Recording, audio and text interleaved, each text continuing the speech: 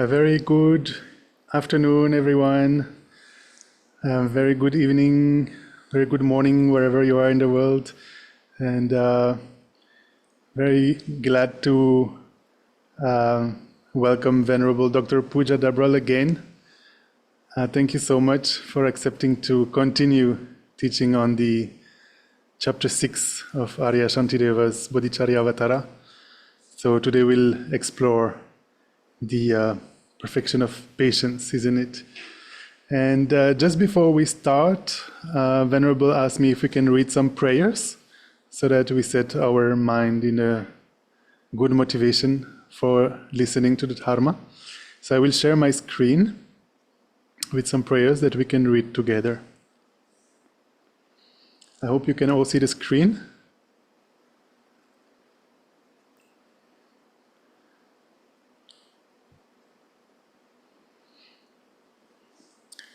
So we can visualize in the space in front of us all the Buddhas,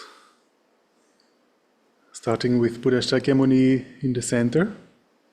We can also visualize Arya Manjushri from the wisdom lineage, Arya Maitreya method lineage, all the Buddhas of the past, as well as all the Buddhas of the present, including His Holiness the Dalai Lama. Visualize your kind parents seated on your two sides, father on the right, mother on the left. All your family and near and dear ones surrounding you, as well as all sentient beings. And you are leading them into this practice. So we can recite together. The first verse we can do in Tibetan like it is traditionally done, and then we can also read the rest in English so that we understand what we are reading. O lama dhamma jamden de zinje baja jamba yanda bazobe sangye riba danja zudemba de oje baji dengemba kebu de kalo gyowa lana meba ladam mena gedamba sangye jamden de pegewa shagya doba lachak selo.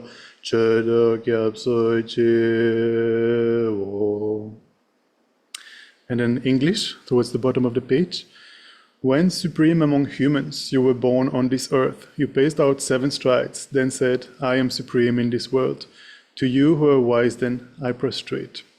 With pure bodies, form supremely pure, wisdom ocean like a golden mountain, fame that blazes in the 3 worlds, winner of the best, Savior, to you I prostrate.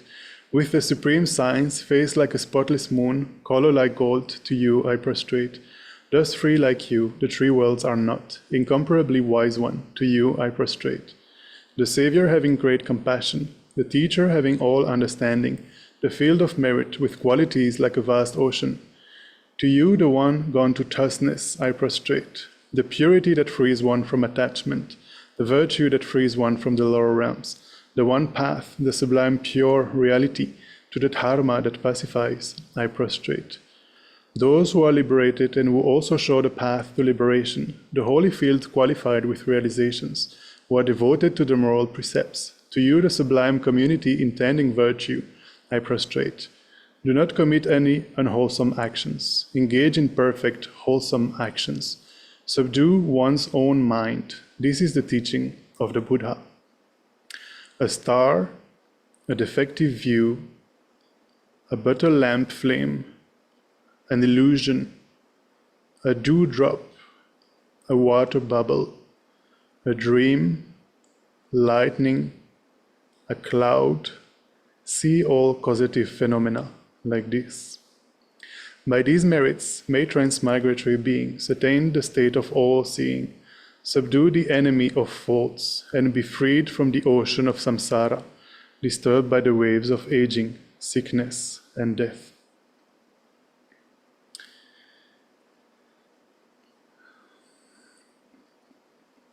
And then we can recite this taking refuge and generating bodhicitta prayer, maintaining the visualization in front of us of Buddha Shakyamuni, all the Buddhas, or parents on our 2 sides, and all sentient beings.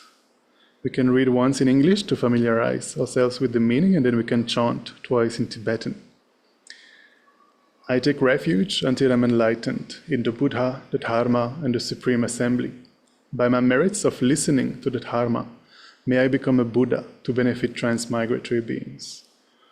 Sangye Chodan Tsoge Chognam La Janchu Bhardo Dagni Gyabzoji Dagi Chonyen Gibe Tsognam Ki Jola Penchir Sangye Drubasho Sangye Chodan Tsoge Chognam La Janchu Bhardo Dagni Gyabzoji Dagi Chonyen Gibe Tsognam Ki Jola Penchir Sangye Drubarasho.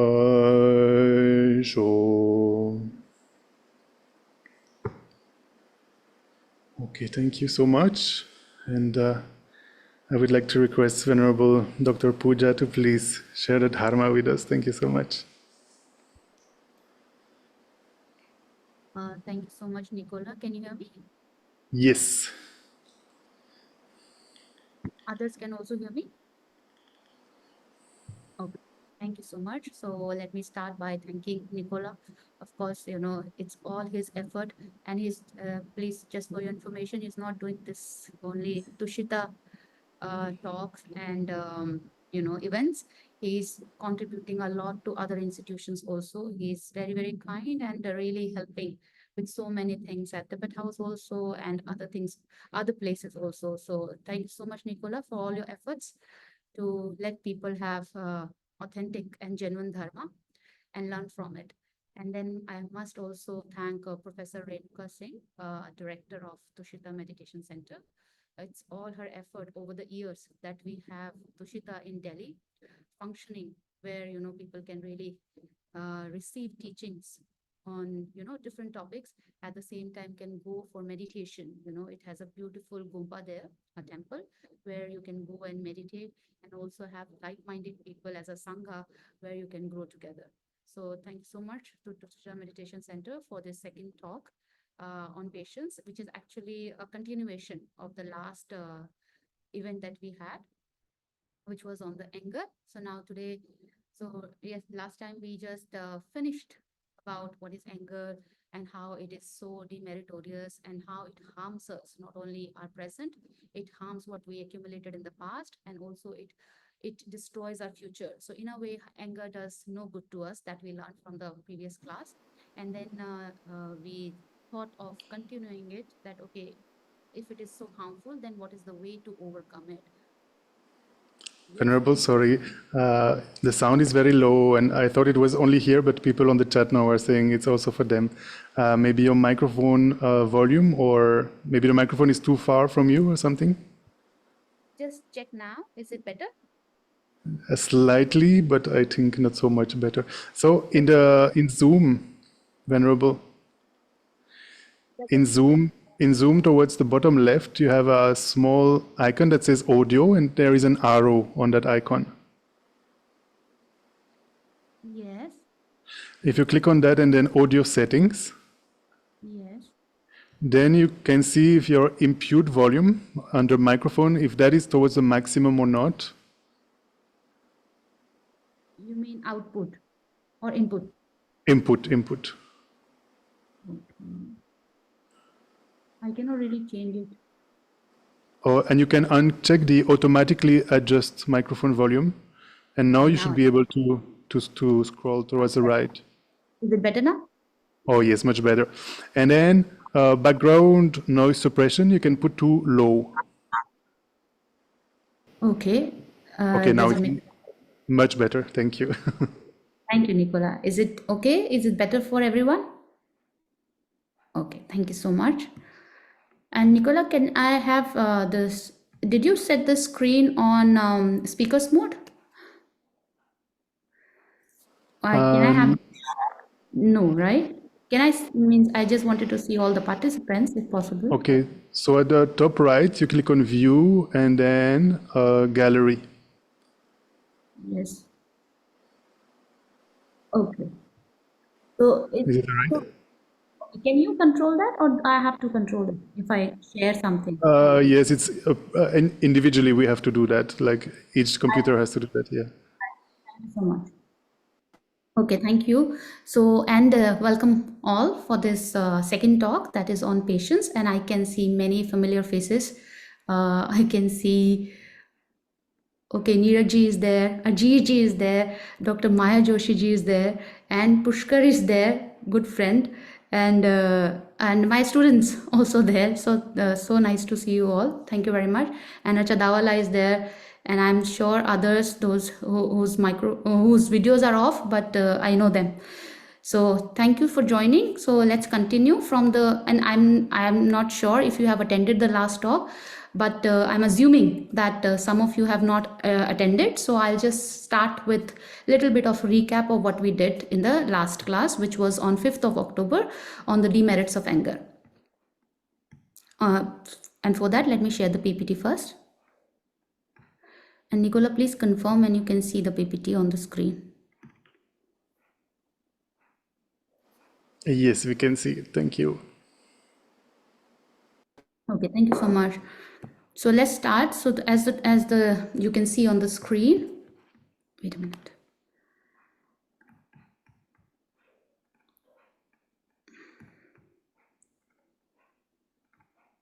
Okay, as you can see on the screen, the title for today's talk is the Bodhisattva practice of Kṣānti, or patience, a courageous path to peace.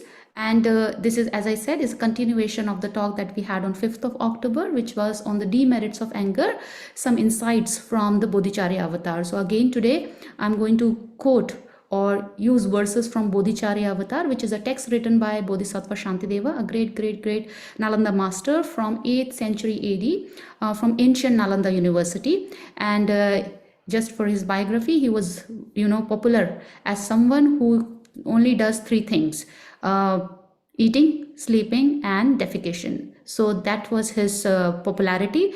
But then his colleagues or his classmates, those who wanted him to be little shaken up or just disrespect him, they requested him to give a talk on to the public. So in those days, there used to be in ancient Nalanda University some public talk used to happen where anybody can come for the talk, and then they invited him and they requested him 2-3 times for giving the talk to the Dharma talk to the people, and he accepted.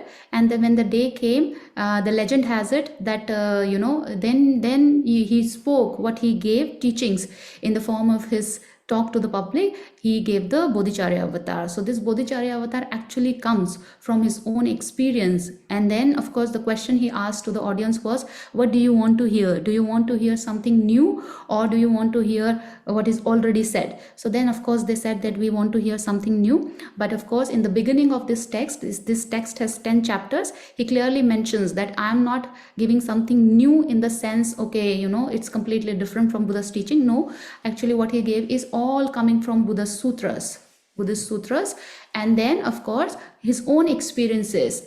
These verses that he gave, or the teachings that Buddha gave, he compiles them, he teaches them with his, and enriches them through his own experience. So that is how this text is there.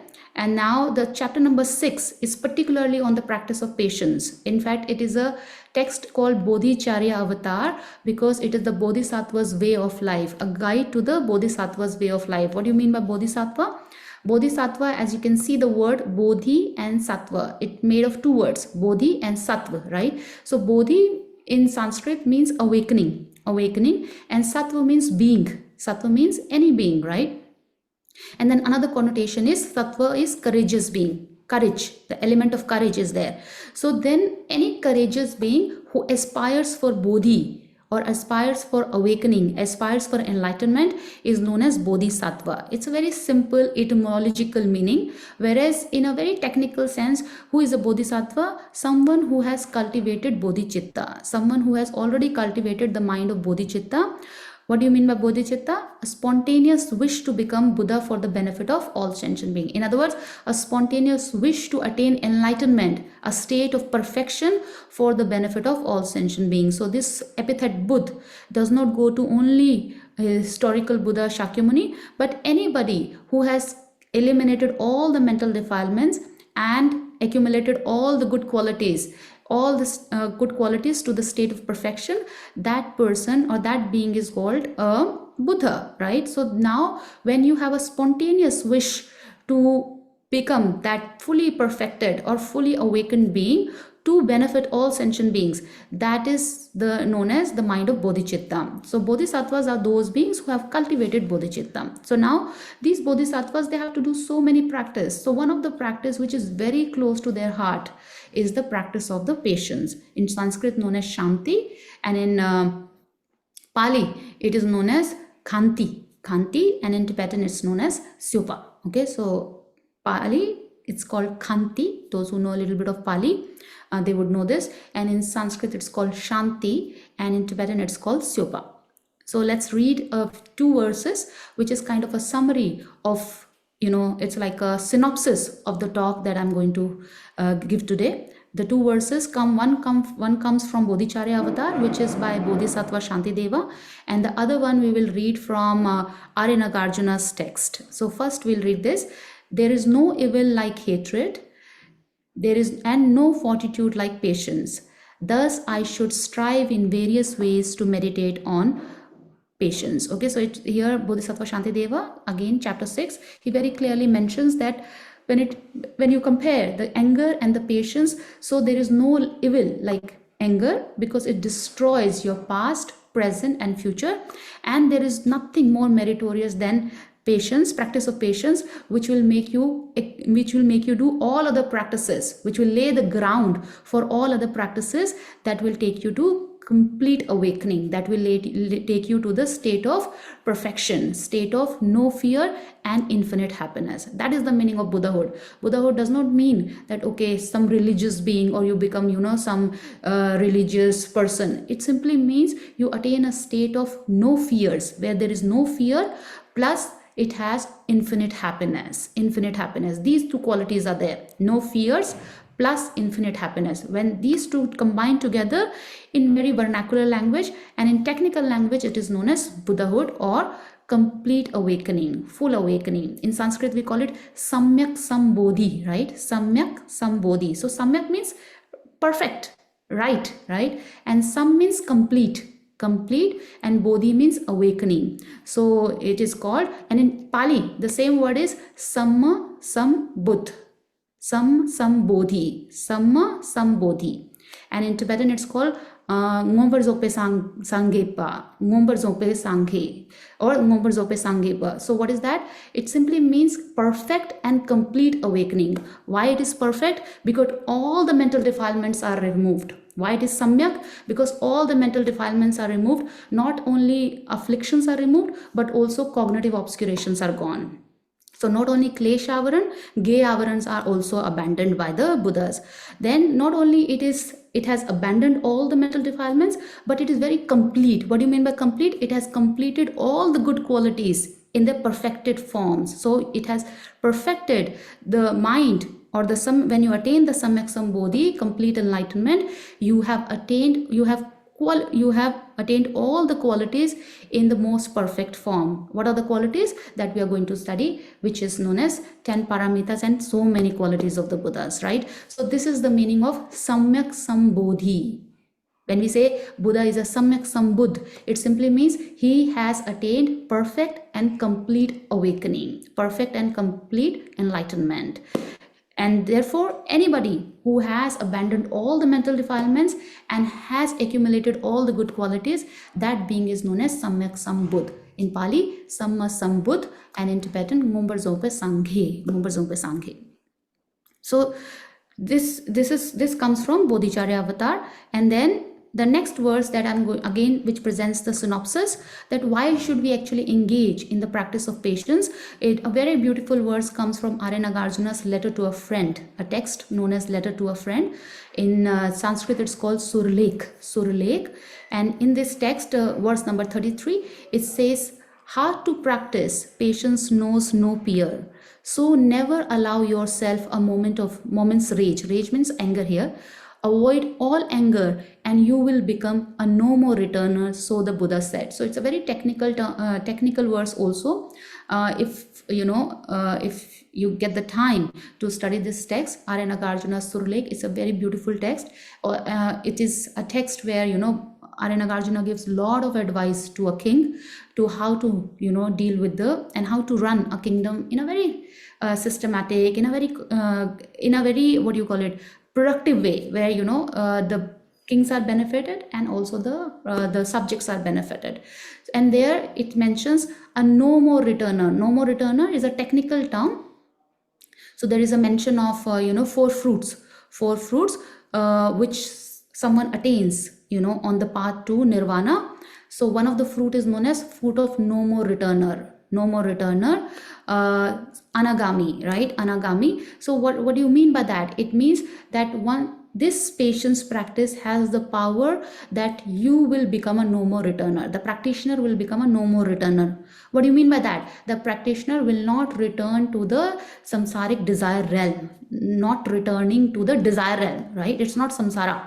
It's here specifically no more return means now you will no more return to the samsaric desire realm, right? So that is the meaning here. So basically, this word summarizes that how patience practice is so precious when it comes to all the other qualities to attain. So let's say at the time of Buddha Shakyamuni, there were so many types of people. It's not that only those people were there who wanted nirvana and Buddhahood. No, even people who did not want any nirvana, or who were not aware of what nirvana means, what samyak sambodhi means, but they wanted happiness, right? They wanted happiness of this life, and also that, in the next life, I should be taking a good rebirth. So now when these people came to Buddha and asked for advice, again Buddha taught them the practice of patience. So then not only to these people, those people who wanted, okay, this life and next life, okay, I may do some good karmas, I may practice patience, ethics and other things, and I may have some assurance that I will have a good rebirth. But what about, next to next life?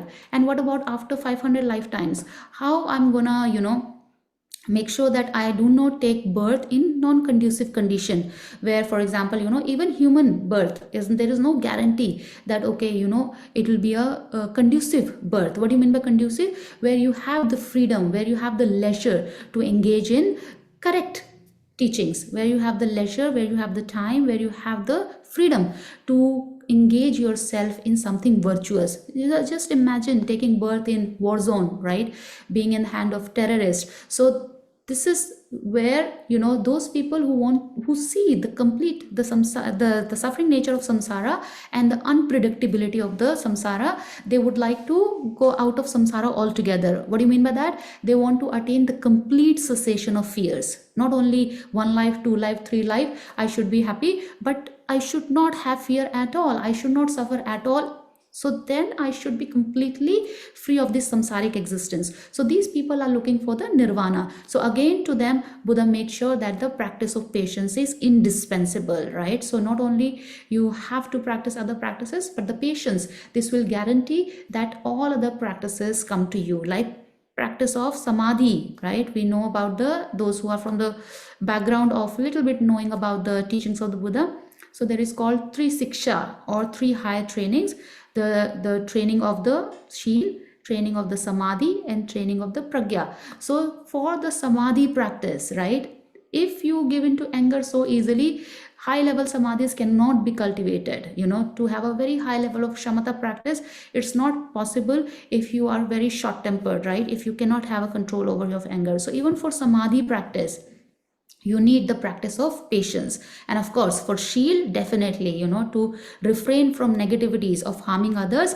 One of the emotion that make you harm others is the anger. So therefore, for ethics, we need the practice of patience. And likewise, for wisdom to be cultivated, and this wisdom not only to be cultivated, but to be stabilized by the samadhi and the shil, we need the practice of patience. So in a way, patience becomes the ground for all other practices. For somebody who wants nirvana, or who wants complete cessation of suffering. Then there were beings who went to Buddha with the inclination that, okay, my community is suffering, my kingdom is suffering, or my family is suffering, my nation is suffering. So how should I do? What should I do for them? So then Buddha taught even the Mahayana path, where they wanted not only the nirvana, the cessation of suffering, but to attain a complete awakening, samyak sambodhi. Samyak sambodhi, in English we translate it as enlightenment or full enlightenment, perfect and complete enlightenment.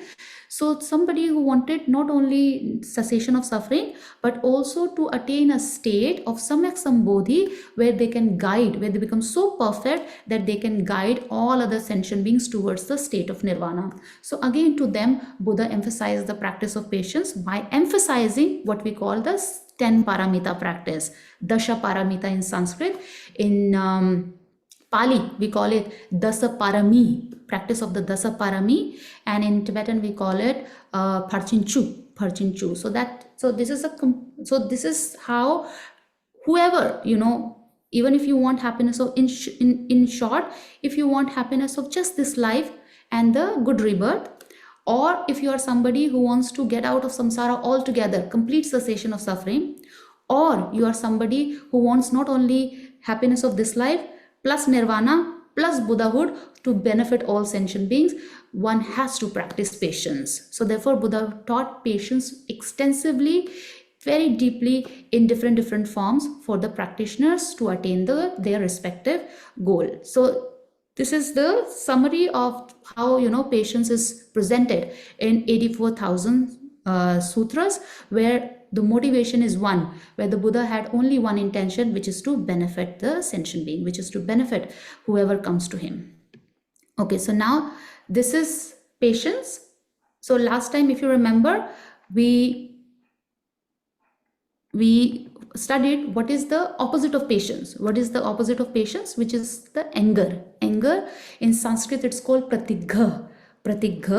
And this is, as we learned, last time, that okay, it is a mental state, or it's a mental factor which exaggerates, what is the job of anger. So just do this exercise, that when you have the anger, don't lose this opportunity. I'm not saying when you are extremely angry, right? When you are very, very angry, then it's very difficult to use that to do some experiment. But when it's a very, like just 10% of anger, then instead of just, giving into the habitual tendency of, saying something nasty, take your time and observe how this anger is like. What is the nature of this anger? This is very precious. In fact, it's your own mind, it's your own mind, and we want to know the world. Right? We want to know the world, what is happening in Mars, what is happening in other countries, but we don't want to know our own mind, which is 24/7 with us. So this is irony. This is the irony, that something which is very close to us, not only it's very close to us, it affects us, right? So even if the world is celebrating, but if your mind is unhappy, finish, everything becomes so gloomy. Whereas if the world is going down, but if you somehow have this cessation of suffering, and if you can maintain your calmness and patience, then you become so confident that you can actually guide others, you can benefit others. So something which is very close to you, which is your own part, which is the mind, we don't have the time to even look at it, and then we want to know the world. So this is sometime this is where the gap is there, because of which we are not able to regulate our emotions, because of which at times we really suffer. And then when actually these negative emotions like afflictions arise, we are not able to deal with them, because we have never observe them, that what is their nature. So then when it's like just 10% of anger, instead of just giving into the habitual tendencies of saying something nasty, doing something nasty, just take this opportunity to observe the nature of this anger. So now the text says anger has the quality of exaggerating. When you have the anger, what is actually happening, what has happened as a causal state, what has happened, you have seen first of all only the negative quality, right? Your mind is focused on the negative qualities of the person or the object, and then not only you see them, you exaggerate them. So first of all, you see very narrow mind is there, not seeing the complete picture. Not only narrow mind, it's in Sanskrit we call it vikalp. inappropriate attention. Inappropriate attention, which means you exaggerate whatever is there. Let's say if person has negative qualities 30%, you exaggerate it to be 50%, right? And then the more you exaggerate, more furious you become, right? So first of all, it's a very narrow mind. Secondly, it exaggerates the negative quality. And thirdly, what is the job? Then it pushes the mind away from the object. So you don't have the freedom. You don't have the freedom to stay there. Even if the person you don't like, you don't have the freedom to stay there and do your job. When the person is close by, you don't feel happy. You don't feel comfortable. You want to just run away. It happens, right? At the workplace, or with the friends, when you have a tiff or when you have a fight, or if you do not agree with somebody, then you don't want to be there, right? Even if you have to be there, it's very uncomfortable. You don't want to look at the person, right? So this is how anger makes us have no freedom of confidence, no freedom of enjoying every state, right? So this is why the text says anger exaggerates the negative qualities of the object and moves the mind away from that object. And what is the job of anger finally? It can lead to harming other through physical, verbal, and mental negative karmas. Okay, so this is the anger that we learned in the last class. And then just for your information, anger is one of the root affliction. If you see, this verse comes from Abhidharma Kosh by Acharya Vasubandhu, again a great master who has written the treasury of Abhidharma, higher knowledge, and his text Abhidharma Kosh is considered as like an encyclopedia of Buddhist philosophy, epistemology, cosmology, and also many other topics have been discussed, and also psychology. So in chapter number 5, the verse number 1, it talks about how anger is one of the root affliction. It says, Moolam bhavasyanusayah shad ragaha pratigastata mano avidya cha drishtischa vichikitsa cha te punaha. So it clearly mentions that there are 6 root affliction. What are they? Attachment, anger, pride, ignorance, wrong view, and doubt. And anger is one of the root affliction. What do you mean by root affliction? Moolam meaning root, right? Mool klesha. So anger is not just a secondary upaklesha, it's a mool klesha. What do you mean by that? It has the power to give rise to all other afflictions, all other negative emotions. So therefore, if you work on your anger, in a way, so many secondary affliction, upakleshas, will be taken care of. So therefore, it comes in from the Abhidharma Kosh, the 6 root affliction, one of which is anger. We'll read this in English also. The root of existence, meaning samsaric existence, samsara, is the subtle increaser. Subtle increaser means afflictions. The 6 are the attachment and likewise anger, pride, ignorance, view, and doubt, although there are 6. So here it clearly mentions the root of samsara.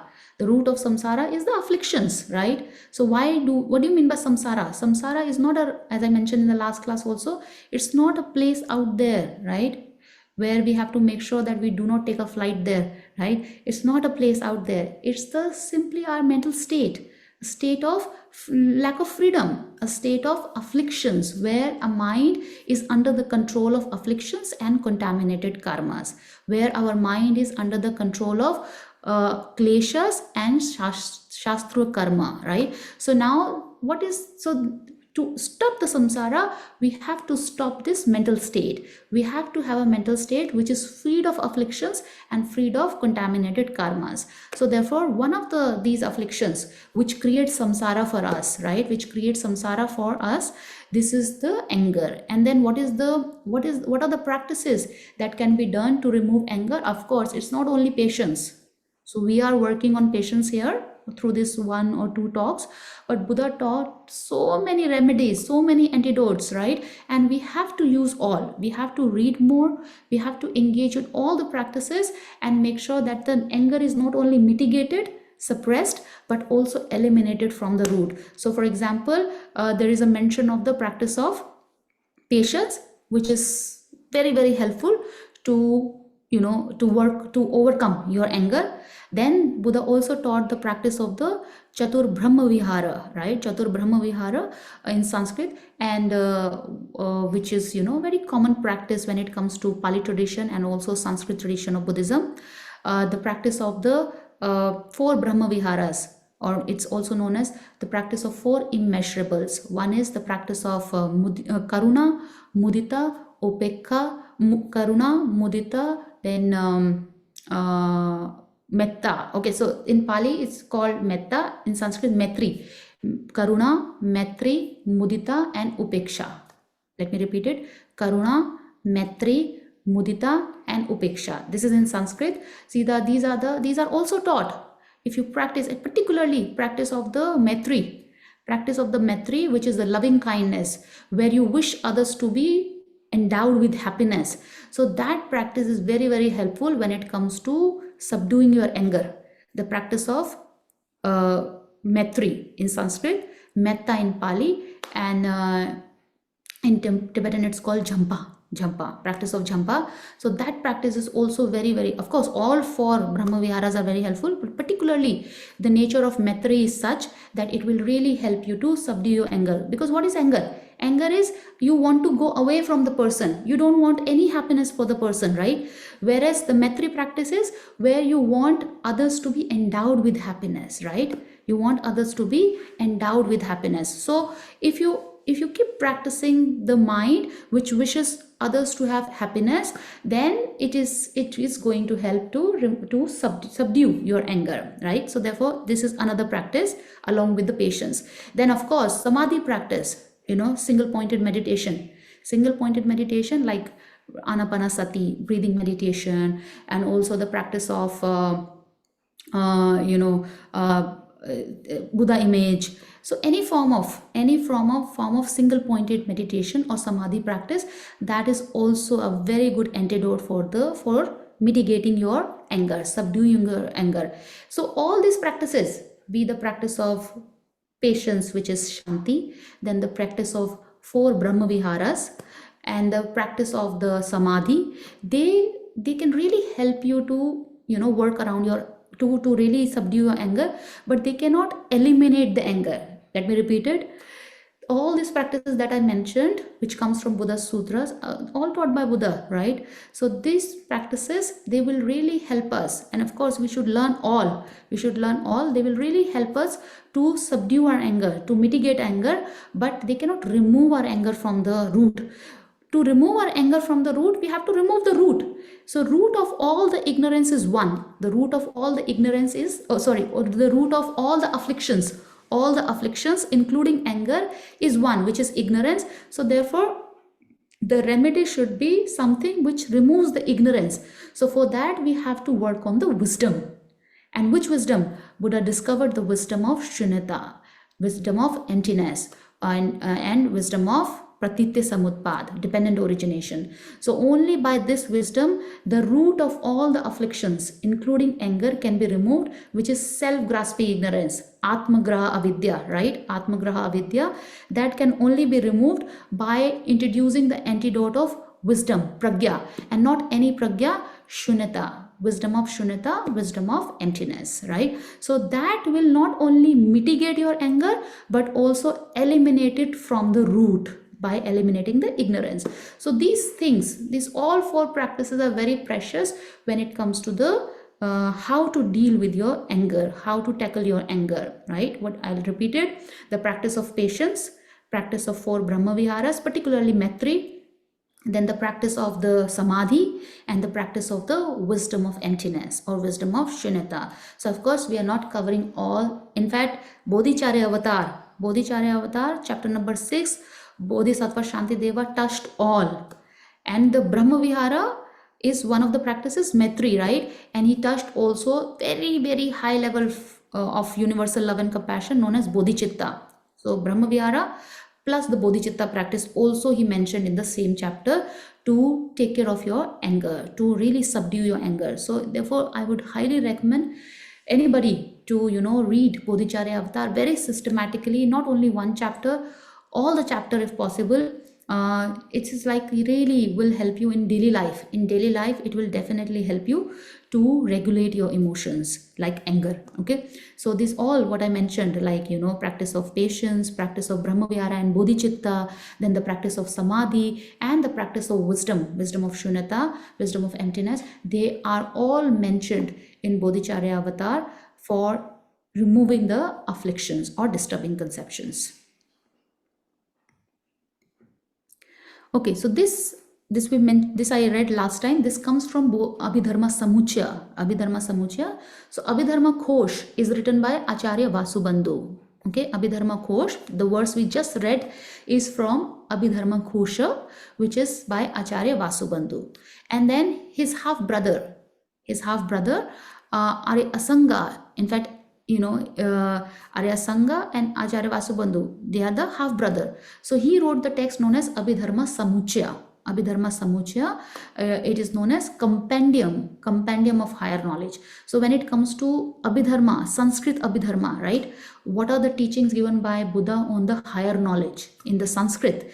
So these are the two very important texts, Abhidharma Kosha and Abhidharma Samuchaya. Particularly those who are interested to learn the Buddhist psychology, from all the references of the sutra and the references given by Nalanda masters like Acharya Vasubandhu and Arya Sanga.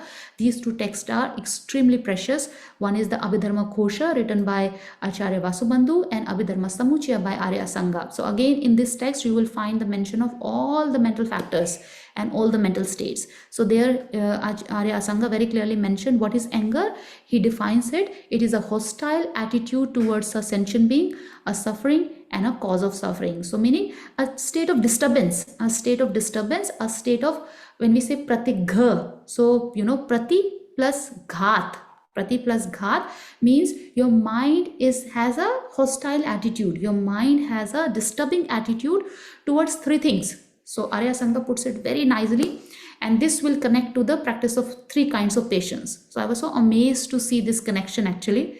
So I have read these three kinds of patience, which we are going to study from one of the sutra, Samdhi Nirmochana Sutra, right? Samdhi Nirmochana Sutra.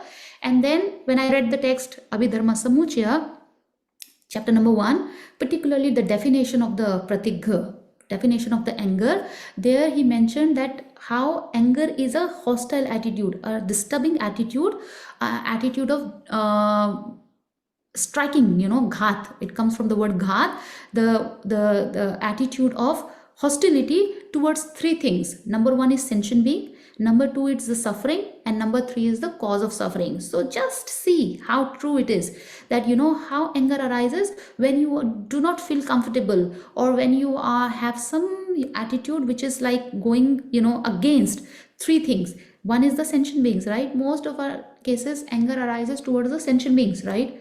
Second is suffering. When the suffering happens, then you don't like it, and then the anger arises. And the third is not only suffering, the causes of suffering. When you see that, okay, I'm suffering, today I have sickness, is all because of this reason, or because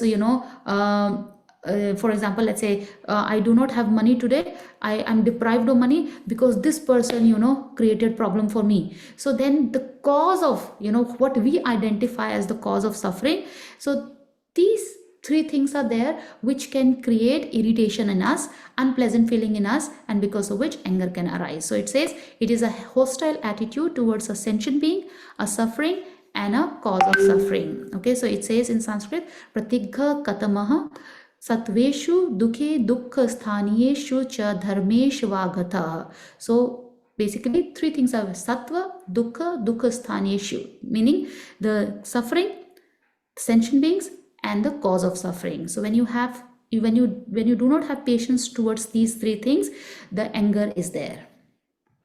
Okay, so now patience. So now so out of the four things that I mentioned, practice of the patience, practice of the Brahmavihara, and the Bodhicitta. Bodhicitta is the most beautiful mind when it comes to cultivating love and affection, right?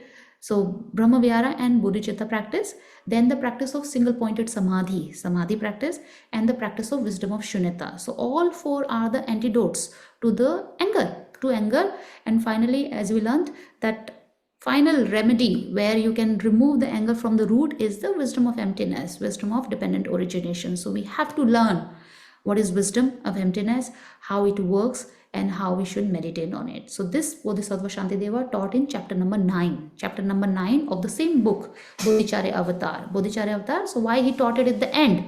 Because as I mentioned, that all these afflictions, the root is one. Root is self-grasping ignorance, right? And therefore, to eliminate all these afflictions from the root, that they never return, that they never come back, and you attain the nirvana, for that you have to eliminate the ignorance. And to eliminate the ignorance, we need the wisdom of shunyata. So final remedy is wisdom of shunyata, wisdom of pratitya samutpad. So that he taught in the last chapter, last to last, which is the 9th chapter. And then the 10th chapter is all about dedication. Okay. So even the structure of the text, Bodhicharya Avatar, is very beautiful. It's like, somebody who wants to go from the A to B to C to D and to attain the Samyaksam Bodhi, full enlightenment, what should they be doing in stepwise manner? So that is how the structure of the text is given, which I discussed last time. Okay, so now Kṣānti. Now we come to the remedy, one of the remedy that we are going to discuss in detail today. So patience, right? So how patience is discussed in the chapter number 6. So as I mentioned, in Pali it is called Kṣānti, in Sanskrit it is called Kṣānti, and in Tibetan it is called Syopa. And I was so happy to know that the Sanskrit word Kṣānti is very rich. It's a very rich word in terms of the meaning, right? Connotations. So patience, of course, patience, when we hear patience, that have patience. So we think of patience mostly in time, right? That, okay, let's say, oh, I want my result, otherwise the, scholarship, I will not get the scholarship if I don't apply now. So then the person tells you, oh, have patience, right? So we think of, when we translate it as patience, most of the time, the meaning that comes to our mind is the some kind of forbearance or some kind of patience in time, that things will take time, so you should have patience. So that is one of the connotation when it comes to Kṣānti. Another connotation of Kṣānti is to have the forbearance meaning having patience when it comes to suffering, right? Sickness, right? So as long as we are in samsara, we are bound to have sickness. We do not have the freedom to say that even tonight I will not have headache.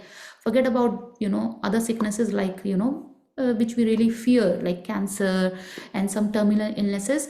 Not only them, but even very small sickness like headache, we do not have the freedom to say that tonight I will not have headache, or tonight I will not fall sick, I will not have fever. Even that's, as long as we have this contaminated aggregates, anytime sickness can happen. So sickness is there. So when the sickness is there, we don't like it, and then irritation arises, right? So when person is so sick, there is a tendency for more afflictions, right? So therefore, forbearance, practice of the patience to bear the suffering, to bear the pains. Okay, so that is also part of Kṣānti.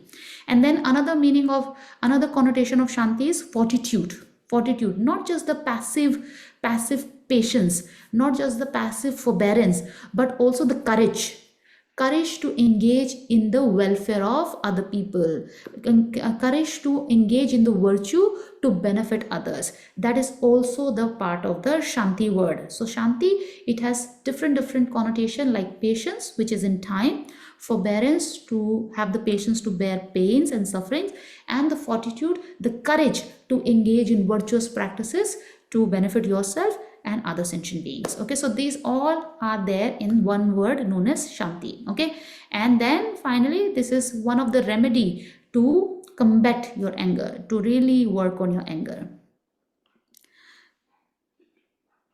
Okay, so now before we go into the 3 types of patience, so this is very important, which I briefly mentioned in the last class, that what is the fuel of anger, right? If you really, as I said, when the anger is there, it's very difficult to observe it, right?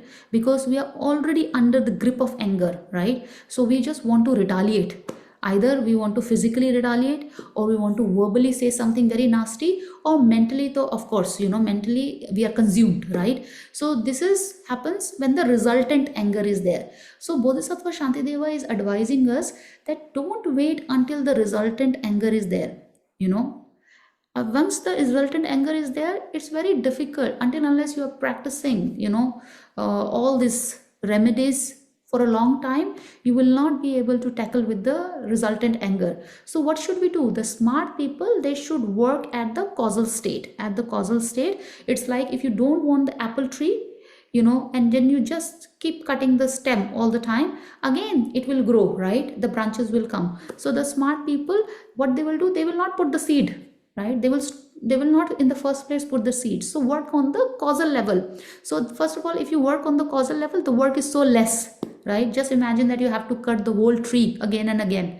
And whereas if you know that, okay, this seed will give rise to something poisonous, so you don't put the seed in the soil. So this is the smart people. So likewise, don't to work at the resultant state where the anger is already there, it's very difficult. So what should we do? We should identify the immediate cause and the root cause. Both we should identify. The immediate cause of the anger and the root cause of the anger. So the root cause we know. Root cause, as I mentioned, the root cause of all the afflictions, all the negative emotions is ignorance. And we have to learn how, okay, how. Root cause of all the afflictions, all the negative emotions, all the pains, all the samsara, all suffering is one, which is ignorance, right? And then all traditions, not only Buddhism, all Indian philosophical tradition, they talk about the ignorance being the root of samsara. So then what is so unique of what Buddha discovered? So this we have to study. What Buddha discovered as the self-grasping ignorance, atmagraha avidya. So what is the nature of that? What do you mean by that? So this we have to study separately. Okay. So now this is the root cause. So then, of course, for root cause, you have to do separate training, separate study, right? What is the self-grasping ignorance and how wisdom of emptiness has the potential to remove the self-grasping ignorance. So this is extremely precious.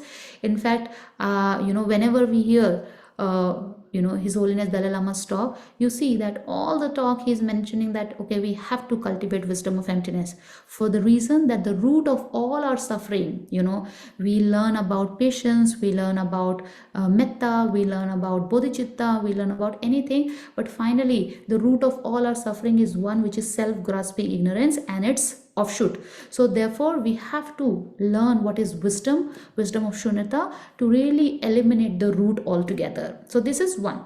Then of course, while we are working on this is the ignorance which we have from the since time immemorial. It will take time. Even the study, reflection and meditation will take time. So should I keep on suffering with the anger? No. Work on the immediate cause. Immediate cause. What is the immediate cause? So Bodhisattva Shantideva identifies the immediate cause of anger to be mental unhappiness. Mental unhappiness. We'll read the verse number 7 from chapter number 6. It says, having found its fuel, it says anger, having found its fuel of mental unhappiness in the prevention of what I wish for and in the doing of what I do not want, hatred increasing and then destroys me. Therefore, I should totally eradicate the fuel of this enemy, for this enemy has no other function than that of causing me harm. Enemy meaning anger.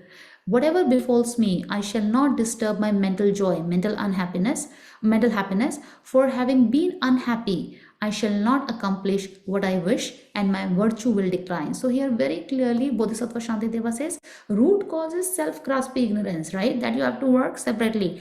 But the immediate cause is mental unhappiness. When the mental unhappiness arises, then there is a chances that the anger will arise. This is very true. We have to observe it. What Bodhisattva Shantideva said is true or not. That okay, when you become angry, before that, were you happy or unhappy?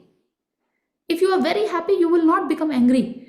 The very fact, some kind of mental unhappiness comes. Like for example, when you see some injustice is happening, right? And then you feel unhappy about it, then the anger will come. And then let's say, somebody says something, you were celebrating something and somebody suddenly comes and says something very nasty that, oh, you're so stupid, right? And then suddenly, the mental unhappiness arises and because of which anger can come, right? So therefore, the immediate cause is mental unhappiness. just before the anger, always there is a mental unhappiness. So Bodhisattva Shantideva is saying that we should work that this mental unhappiness does not come to us. In other words, we should make sure that the mental unhappiness does not arise. Instead, mental joy is there. Mental joy is there, because of which there will never be anger. Because for anger to arise, you need the water of mental unhappiness.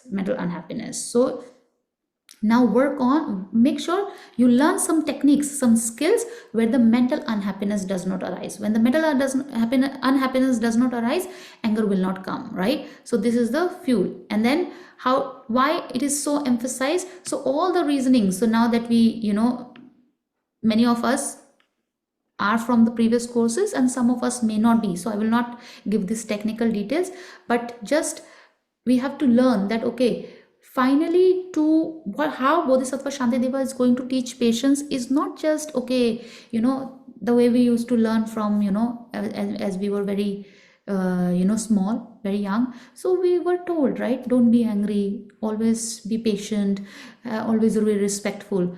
But then either we never asked question, or we never got the answer that, okay, why shouldn't I be angry? Why should not I give into anger? Or why should I practice patience, right? So Bodhisattva Shantideva gives these advices or suggests this remedy by giving lot of reasoning. Why a lot of reasoning? Because these reasonings will bring a cognitive transformation, a transformation in our way of thinking.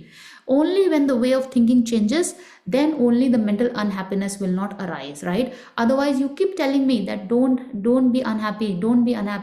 But as long as I do not get a reason to be happy, I will not be happy, right? So therefore, this fuel can only be stopped when we work on cognitive transformation. And how cognitive transformation happens? By relying on the reasonings. Valid reasonings. Reasonings can be both valid reasoning and invalid reasoning. For example, let's say somebody says, oh, don't be angry. Why? Because if you're angry, then you will not become a professor, right? So it may work for 1 week, 2 weeks, but then if you're very smart, you will say, why? It's not necessary, right? To become a professor, I need to do my MA, then MPhil, and now not even MPhil. I have to do my bachelor's, MA, and PhD, and then I can become a professor. So what is the link, right? So therefore, if you're very, very smart, you will need valid reasonings that, okay, if you become angry or if you have the mental unhappiness, then the anger will arise, which will destroy your virtue, will destroy your peace of mind. So therefore, we should practice patience. Why should we practice patience? Because of these valid reasonings. So these reasonings are given by Bodhisattva Shantideva to bring about a cognitive transformation, to bring about the change in our thinking, so that you don't have to, like, patience sometimes has a connotation of forcing yourself, right? That you have to force yourself. No, but if you learn the reasonings, you don't have to force yourself. You can, automatic transformation will happen. Keep studying, keep reflecting on the reasonings given in this text. And of course, other texts like Madhyamika Avatar, chapter number 3, again on patience practice. Madhyamika Avatar by Acharya Chandrakirti. Okay, so now to tackle the suffering created by the anger, in the Samdhi Nirmochana Sutra, in the Samdhi Nirmochana Sutra, Buddha mentioned three kinds of patience. One is known as patience to bear suffering. Dukkhadi Vasana Shanti. Okay, in Sanskrit known as Dukkhadi Vasana Shanti. Then next is known as patience in not paying heed to perpetrators. Difficult people. Patience in not paying heed to difficult people. This is in Sanskrit known as Apakar Marshan Shanti. Apakar Marshan Shantri. Then the third one is patience to bear the profundity of the meaning of Dharma. Meaning of Dharma. This is known as Dharma Nidhyana Shanti. Dharma Nidhyana Shanti. Let me repeat it. Patience to bear suffering. Then patience of not paying heed to difficult people or perpetrators. And third is patience to bear the profundity of the meaning of Dharma, right? Dukkhadi Vasana Shanti, Apakara Marshan Shanti, and Dharma Nidhyana Shanti. So these three, if you really see, right, I was very happy to see that connection, that this is taught by Buddha Shakyamuni, right? And of course, this is not only three forms. In different sutras, Buddha taught different ways of, different angles of patience. One of the very comprehensive presentation is three kinds of patience in this form. And then, if you compare it with the definition, or the definition that comes from Abhidharma Samuchaya by Arya Sangha, it says that the anger is what? Anger is where you feel some hostility, some kind of disturbing attitude, some kind of feeling, pushing away feeling towards three things: sentient beings, suffering, and the cause of suffering. So therefore, anger can arise towards three things: towards a sentient being, towards a suffering, and towards the cause of suffering. So therefore, three kinds of patience. Just see how they are correlated. What are the three kinds of patience? So let's say we just remember them: sentient beings, suffering, and cause of suffering. Okay, then I take you to this slide. So here, if you say, to stop the anger towards a suffering, you need to cultivate the patience to bear suffering. Number one, okay, to stop the anger towards suffering, we have to cultivate first one, patience to bear suffering. Number two, to cultivate patience towards to stop anger towards sentient beings. Sentient beings, particularly referring to the perpetrators, difficult beings, right? You don't become angry towards somebody who is beneficial. Somebody who is difficult to you, you become angry, right? So therefore, to stop the anger towards the perpetrator or sentient beings who are difficult to you, Buddha taught the patience of not paying heed to the perpetrators. And the third one, which is from Abhidharma Samuchaya, it says anger can arise towards the cause of suffering. So the cause of suffering is finally cause of suffering is the afflictions. So when you see that the afflictions are so strong and my practice of patience is so weak, my practice of ethics is so weak, my practice of bodhicitta is so weak, then impatience can arise, right? Intolerance can arise, anger can arise. So to deal with that kind of anger, we need the third kind of patience, which is the patience to bear the profundity of the Dharma. So that while you are practicing Dharma, of course, because the afflictions are so strong, they have been with us since time immemorial. So it will take time to make the Dharma, like practice of patience, practice of generosity, practice of ethical discipline, samadhi, wisdom, all these practices will take time, right? So then we have to practice patience towards even the Dharma practice. So that has been taught to undermine the anger which can arise towards the cause of suffering, seeing the cause of suffering as many, not only many, as very strong. Ignorance is so strong, rich, high quality, right? Anger is so strong, right? Anytime anger can arise without giving any invitation to it, right? So this is how, when you see that the cause of suffering is so many, at the same time so strong, the intolerance can arise, anger can arise. To deal with that, Buddha taught the patience to bear the profundity of Dharma. Dharma nidhyana shanti. Okay, so these are it's a very comprehensive practice of patience where three things can arise anger in you, which is the suffering, then the people, difficult people, and while you are practicing, then the impatience towards the Dharma practice can come. So to tackle with all these three kinds of patience were taught. And then, so I was so amazed to see that how, ancient Nalanda University masters, right? Great Nalanda masters like Arya Asanga, Bodhisattva Shantideva, Acharya Vasubandhu, then Acharya Chandrakirti and Madhyamika Avatar, whatever they taught, it's like always coming back to the tip, which is the Buddha Shakyamuni Sutras, right? So this, you see the connection, direct connection from Abhidharma Samuchaya and the Samdhi Nirmochana Sutra. And likewise, Bodhisattva Shantideva. Now Bodhisattva Shantideva in chapter number 6, he teaches all these patience. The word will not come like this, the systematization is not there, like, okay, bullet points. These are not there. It's a verse form. It's like a verse form, the book written in verse form. But if you really study, it thoroughly, you will see all three kinds of patience are addressed in the chapter number 6. So this is how I picked up the verses which are directly related to the patience to bear suffering, then the verses which are directly related to the practice of the patience of not paying heed to perpetrators, and then the practice of the patience to bear the profundity of the Dharma. So this is how the texts are related, interconnected when it comes to different Nalanda master's texts as well as the Buddha's sutras. Okay, so the first one, which is the patience to bear suffering. So now it's very easy to say that, some people say that, okay, when the suffering arises, you should not be angry, right? Of course, this is very good, right? Why should you be angry?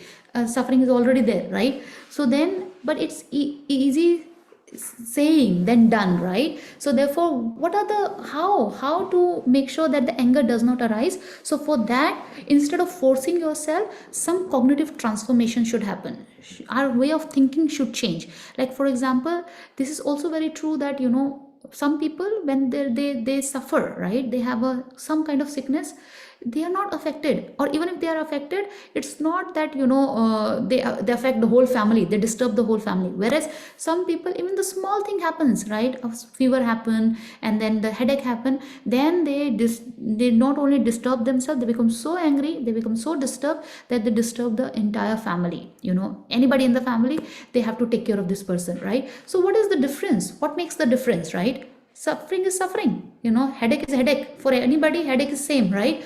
But what makes the difference is your way of looking at it, right? Your way of looking at it. So the first one is how to cultivate patience towards the suffering. Because when the suffering is there, there is a tendency that the mental unhappiness will arise, right? When we have the suffering, then only the unhappiness arises. If we have all the time happiness, then unhappiness will not arise, and then the anger will not arise. So the first we have to learn the skill of not being angry or not have the mental unhappiness when the sufferings are there, which are bound to be there, right? Because of our own past karmas and afflictions, we have this body which is so weak, right?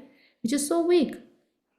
Sometimes, even not only, the immunity is such that some people, same condition, same water, same food, they're enjoying, right? They're enjoying the food, but you fall sick, right? So our own karmas, they decide the plight of this body. So this body is very weak, right? So anytime suffering can arise, not only physical, mental sufferings can arise. So what should I do? Should I become angry? Should I become unhappy all the time?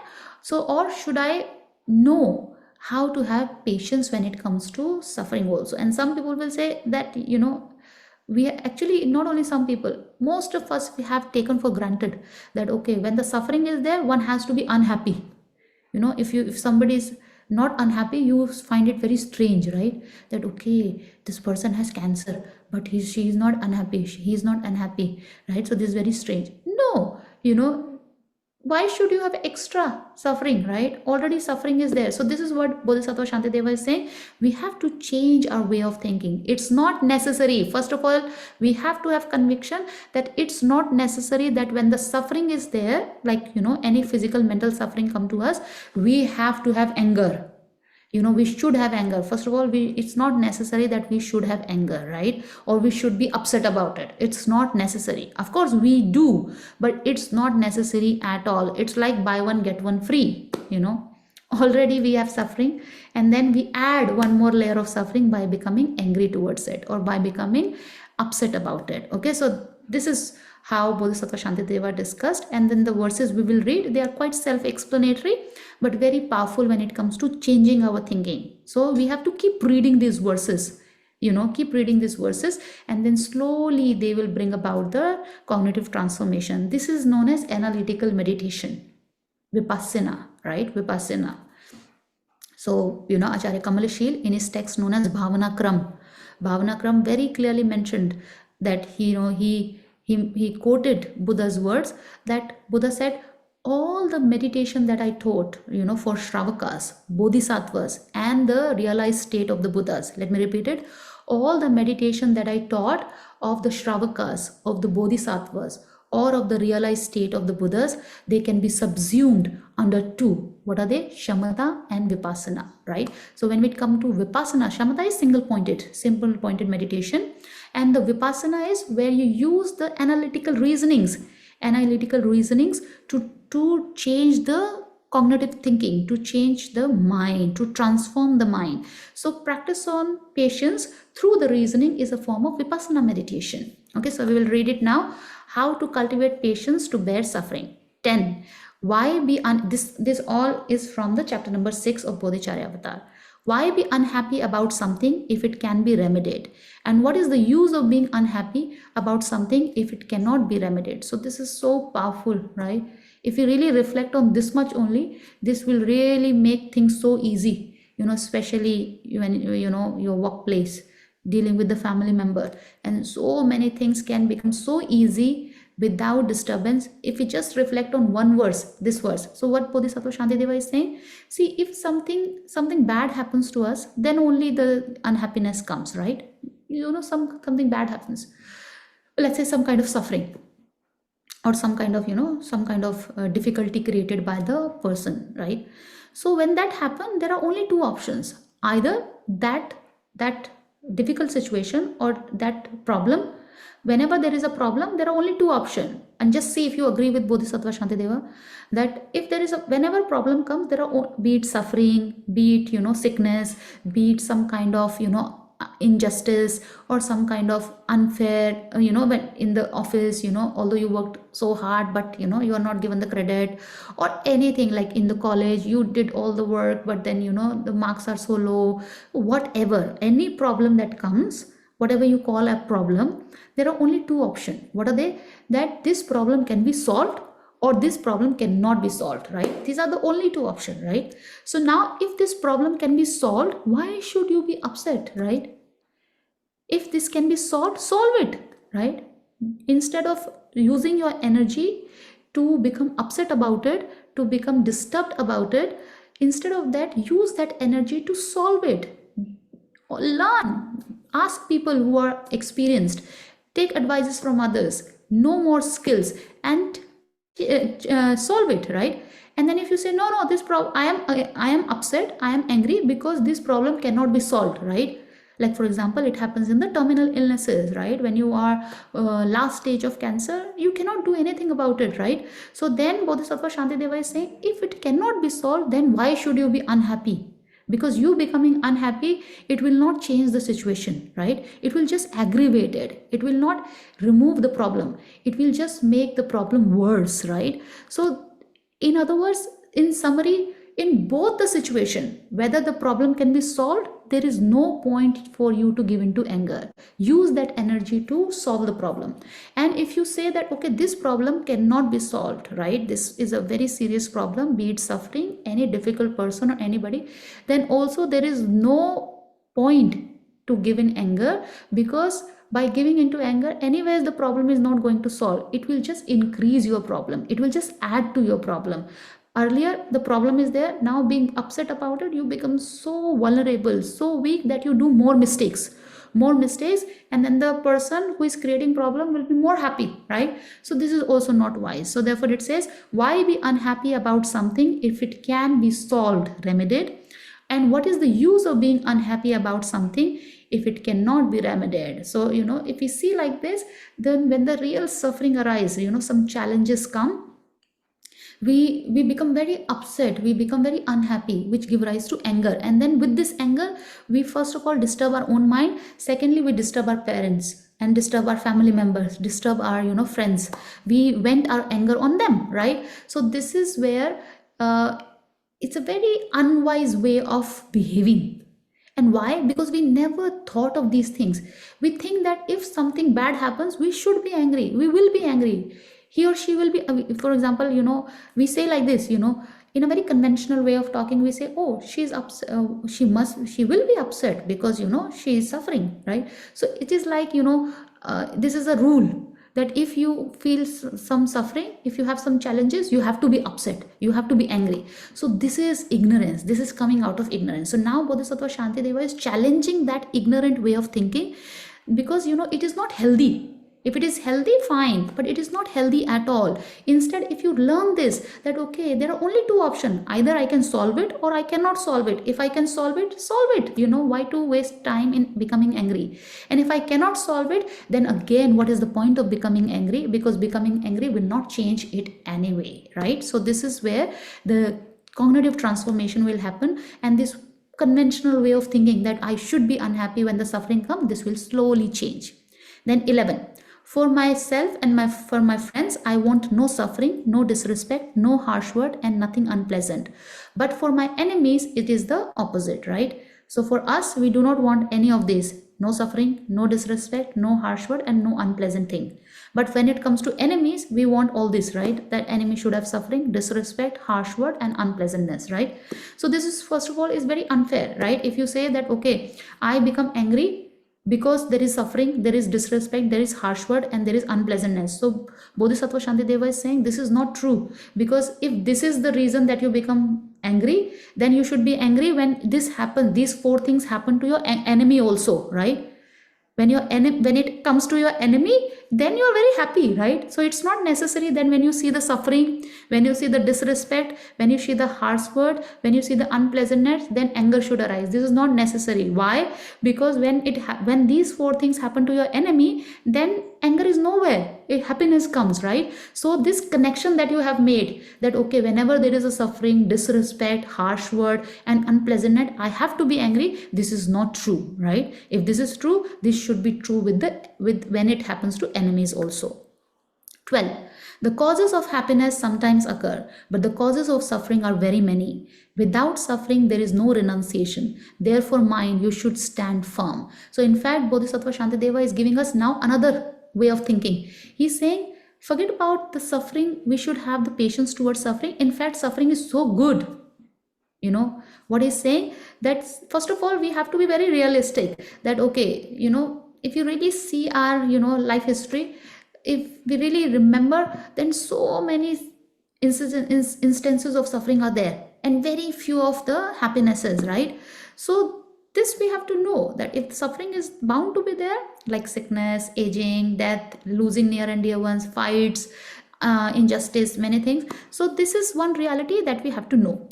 Secondly, without suffering, there is no renunciation. So now if you keep becoming angry towards this suffering, which is so frequent because of our own karmas, then this is not very wise. Already you are suffering, then you are adding one more layer of suffering by becoming angry. And then in fact, you should use this as an opportunity to create renunciation. What do you mean by renunciation? The wish to attain the complete cessation of suffering, the wish to attain the state of complete cessation of suffering, meaning you should not be happy with the small happinesses, like okay, 3 years you had a very difficult situation, challenges, and then 1 year, or let's say 6 months, somebody gives you treat, takes you on a holiday, then you become again so happy.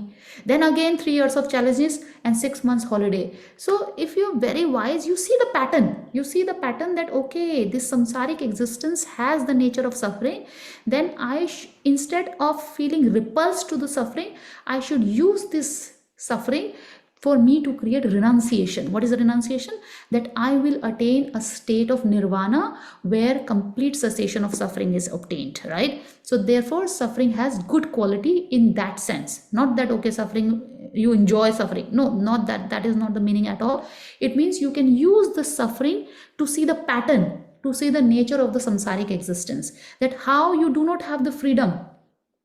Because you do not have the freedom to decide for yourself, then any time suffering can arise. So how long are you going to be in that state, or how long are you going to be in that lack of freedom? So the wise people, they will not wait until, they will not keep just working on suffering all the time.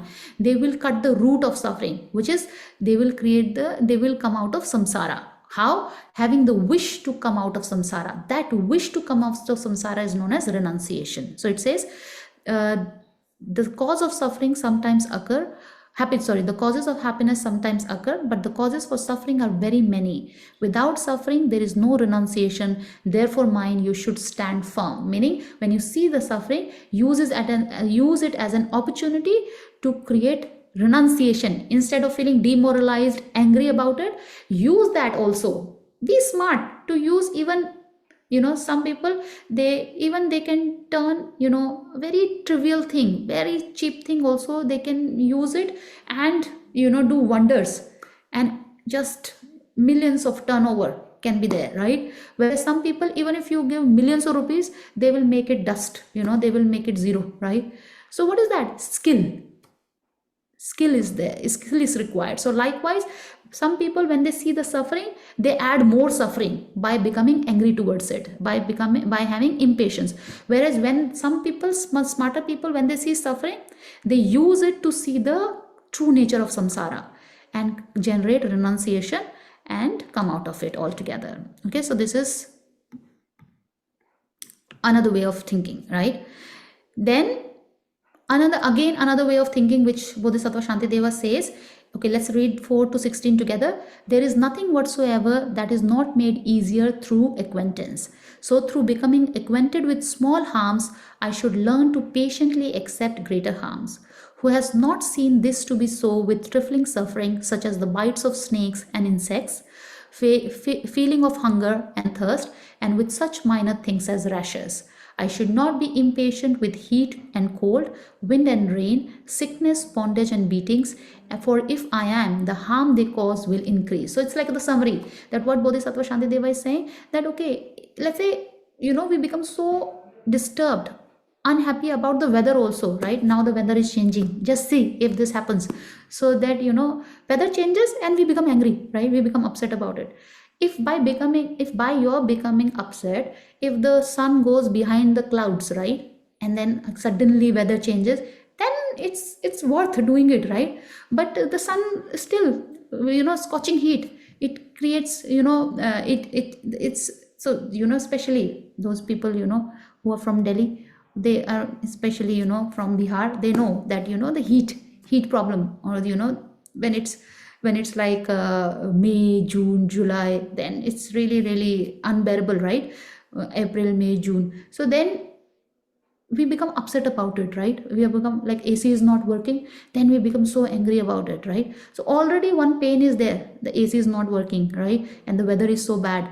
At the same time, we become more angry towards it, and then it does not help, right? If by becoming angry, if the AC works, AC start to function, or the weather changes, then it is worth doing it. But by becoming angry, none of this will change, right? Instead, your mind gets more suffering. The harm they cause will increase.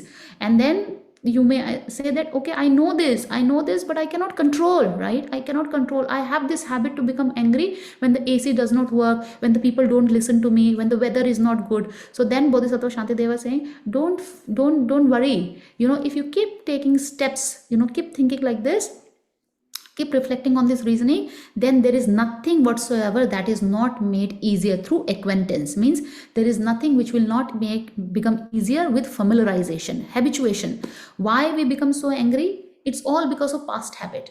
So now to undo the habits, we have to engage in virtuous habits, like thinking about these reasonings. And then slowly this will change.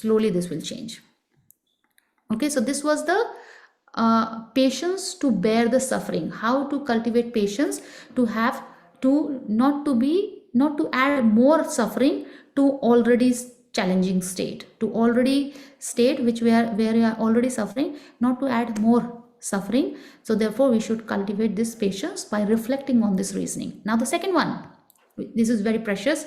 Second one is the patience to bear the this is a part of patience to bear the suffering, and this is something we should really reflect on, right? This is extremely important. So some of the verses, make sure that you really reflect before sleeping and before stepping out of your house. Like for example, the first one which we learned, that why to be unhappy about something which can be solved, and why to be unhappy about something which cannot be solved. This one, and then now that we are going to learn, these are like the gems. I would say the real gems are this. If you really want to put something very safe and very, very like a very precious thing, these are the gems, right? So it's in 17 it says, some when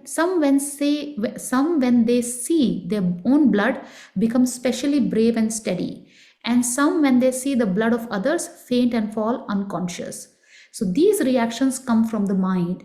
being either steady or timid. Therefore, I should disregard harms caused to me and not be affected by suffering. So this is the summary of first kind of patience practice. So what Bodhisattva Shantideva is saying, so now when he gave the reasons, you might have a reason. You may say that, okay, I know I should not be angry when the weather changes, but this is my habit, right? This is my habit, this is my tendency. What should I do? This is how I am, right? So this is what we say, this is how I am, meaning no change, not change is possible. So in a way we are saying that, okay, the object has some power to create some kind of behavior in me, which is not true, right? Actually, what is happening, it's not the weather per se, it's not the suffering per se. In fact, cancer does not decide whether you will be upset about it or not. Let me repeat it. Even you having cancer, the cancer per se cannot decide whether you will have, you will be angry towards it or not. So what decides it? Your mind decides. Bodhisattva Shantideva is saying this anger, what decides is purely your mind. And what example is given, that, okay, for example, some people, when they see the blood of, just you prick the person to take some blood sample, right? And then they faint, right? They faint. Whereas some people, when they see the, blood of oneself and other people, they feel even more courageous, like people on the, border, So then when they see the blood, they become more courageous. Whereas some people, when they see the blood of other people also, forget about your own blood, they see the blood of other people, they faint, they feel unconscious. So blood per se is same, right? Blood per se is same. So what decides? That some people, they just faint. And whereas some people, they feel even more courageous to stand up and then, fight for the nation. So what is the difference? Difference is not the blood.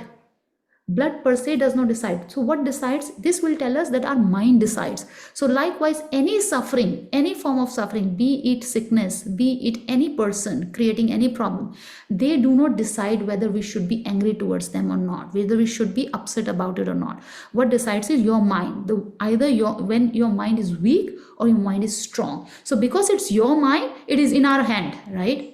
So this is the good news, because it is our mind which decides, and our mind is in our hand, right? It's not in someone else's hand, right? Nobody can destroy your mind. Nobody can even touch your mind, right? But you can change your mind, right? So because it depends on our mind is in our hand. So depending on the weak mind, this anger arises. You become upset. Whereas depending on the strong mind, the same suffering cannot create anger in you. The weather cannot create, the sickness cannot create any problem in you, and the difficult people also cannot create problem for you. So this is very precious verse where Bodhisattva Shantideva says, these reactions come from mind, meaning you becoming angry or not, this comes from mind. Being either steady or timid. Therefore, I should disregard harms caused to me and not be affected by the suffering. Okay, so this is the first form of patience. Now, the second form of patience is how to cultivate patience of not paying heed to the perpetrators, like difficult people. So the second, tendency where the anger can arise is, this happens, right? One is the suffering. Second is the cause of suffering, which is the perpetrators, right? The difficult people. We don't become angry towards somebody who is beneficial, but somebody who is very difficult. So then what kind of reasonings we should be reflecting on in order to stop that anger also, right? It does not mean that, okay, you become so weak that, okay, difficult people come and slap you and then, they leave. No, that's not the idea. The idea is when the anger is not there, you have a calm state of mind. You are very calm. You are very peaceful. You have patience, right? So with that calm state of mind, now you can think of the different skills. You can work on the skills to deal with the perpetrators, to deal with the people who have the tendency to harm others. With anger, the problem is, first of all, you don't see what is right and wrong. And when you don't see right and wrong, then whatever action you take is going to harm you also. Not only the perpetrator, it will be very harmful to you also. Just see the road rage. What happens on the roads, right? It's all because of anger, right? Although the other person is harmed, but you are equally harmed. You are behind the bar, or the family suffers. So this is a clear indication that the anger steals our discretion of what is right and wrong. So now with the patience practice, if you see that the patience is there, then you don't need to become timid or low in confidence. You become so balanced, so calm that now you can use your intelligence to skillfully deal with the perpetrators. That is the idea, right? It is not the passive patience. It is the patience to become skillful, to become even more smarter, even more courageous, and even more self-confident. Okay, 22, it says, as I do not become angry with great sources of suffering such as jaundice, then why be angry with animate creatures? They too are provoked by the conditions. So now Bodhisattva Shantideva is saying, so why do you become angry towards the difficult people? So you say that they cause harm to me, right? This is actually a dialogue. This is not, Bodhisattva Shantideva is giving the replies, thinking all the answers will come from people who justify anger, meaning us. So where we justify anger, that's why we give into anger, because we justify anger. So then what are the replies will be given by us to Bodhisattva Shantideva? Thinking all those, he's giving all these reasonings. So this is how we should read it. It's like a dialogue between somebody who justifies anger and somebody who is an advocate of patience. So Bodhisattva Shantideva is advocating patience, and we advocate anger. So this should be a dialogue between us and Bodhisattva Shantideva. So Bodhisattva Shantideva is saying, why do you become angry towards difficult people? So what is our response? Natural response is because they harm us, right? Because they harm us. That's why. If they do not harm us, I will not become angry, right? So then Bodhisattva Shantideva is saying, then why don't you become angry towards the jaundice? Jaundice harms you, right? Or cancer harms you. Why don't you become angry towards cancer, right? Or why don't you become angry towards the headache? We don't become angry towards the headache, right? I today have headache, so headache, you are so bad. Nobody does it, right? So Bodhisattva Shantideva is saying, if this is your reasoning that this person harms you, then become angry towards the inanimate object also, right? Because they also harm you. So then what will be our answer? Our answer will be that, but inanimate object, they do not do it voluntarily, right? They do not have the intention to do it. But the difficult people, they have the intention, right? So then further answers are given. 23. Although they are not wished for, these sicknesses arise. And likewise, although they are not wished for, these disturbing conceptions, afflictions forcibly arise. 24. Without thinking I shall be angry, people become angry with no resistance. And without thinking I shall produce myself, likewise anger itself is produced. So what is our response? We will say that sickness does not have a freedom, right? Sickness does not decide that it will arise in me, right? Some conditions come together. For example, I have eaten something bad and then I drank some polluted water, and because of that I have the sickness of, bad stomach, right? Bad tummy today. So therefore, and then although this sickness like stomach ache, it creates pain on me, but I don't become angry towards stomach ache. Why? Because stomach ache per se does not decide that it will create pain on me. Just simply some conditions come together and it come into being. So then Bodhisattva Shantideva is saying, if this is your reasoning, then think very carefully. These people who become angry towards you, who create pain on you, the anger of these people also does not arise, independently. It arises by depending on so many conditions. The person was unhappy. The person felt that, okay, this is not fair to him, or the person felt that, okay, he should get all the goodness, so whatever, even the invalid reasonings are there. So many conditions are there for this disturbing conception to arise, for this affliction of the anger to arise, even in the person, right? So even the anger does not arise independently. Just as sickness does not have a freedom to arise, anger of the enemy does not have a freedom to arise on its own. So many conditions, background information you have to know, then you see that the anger of the enemy come into being. Further, it says, through not being, then you will say, I agree that, okay, yes, the anger of the enemy does not arise independently. It depends on so many conditions. But then, they have a choice. Right? They can work on themselves, right? They should work on, yes, this is the chain of reasoning. This is very beautiful chain of reasoning. That, okay, first he said, if your reason is that I become angry towards people because they harm me. So then Bodhisattva Shantideva said, become angry towards jaundice also, weather also, become angry towards your cancer also.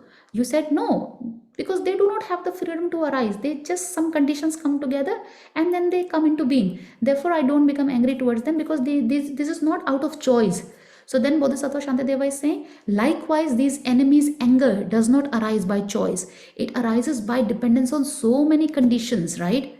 This enemy is harming you because of one condition is anger, and this anger comes into being by so many other conditions, right? So therefore, we should see that even the enemy's harming on us does not arise independently, but by depending on his afflictions, right?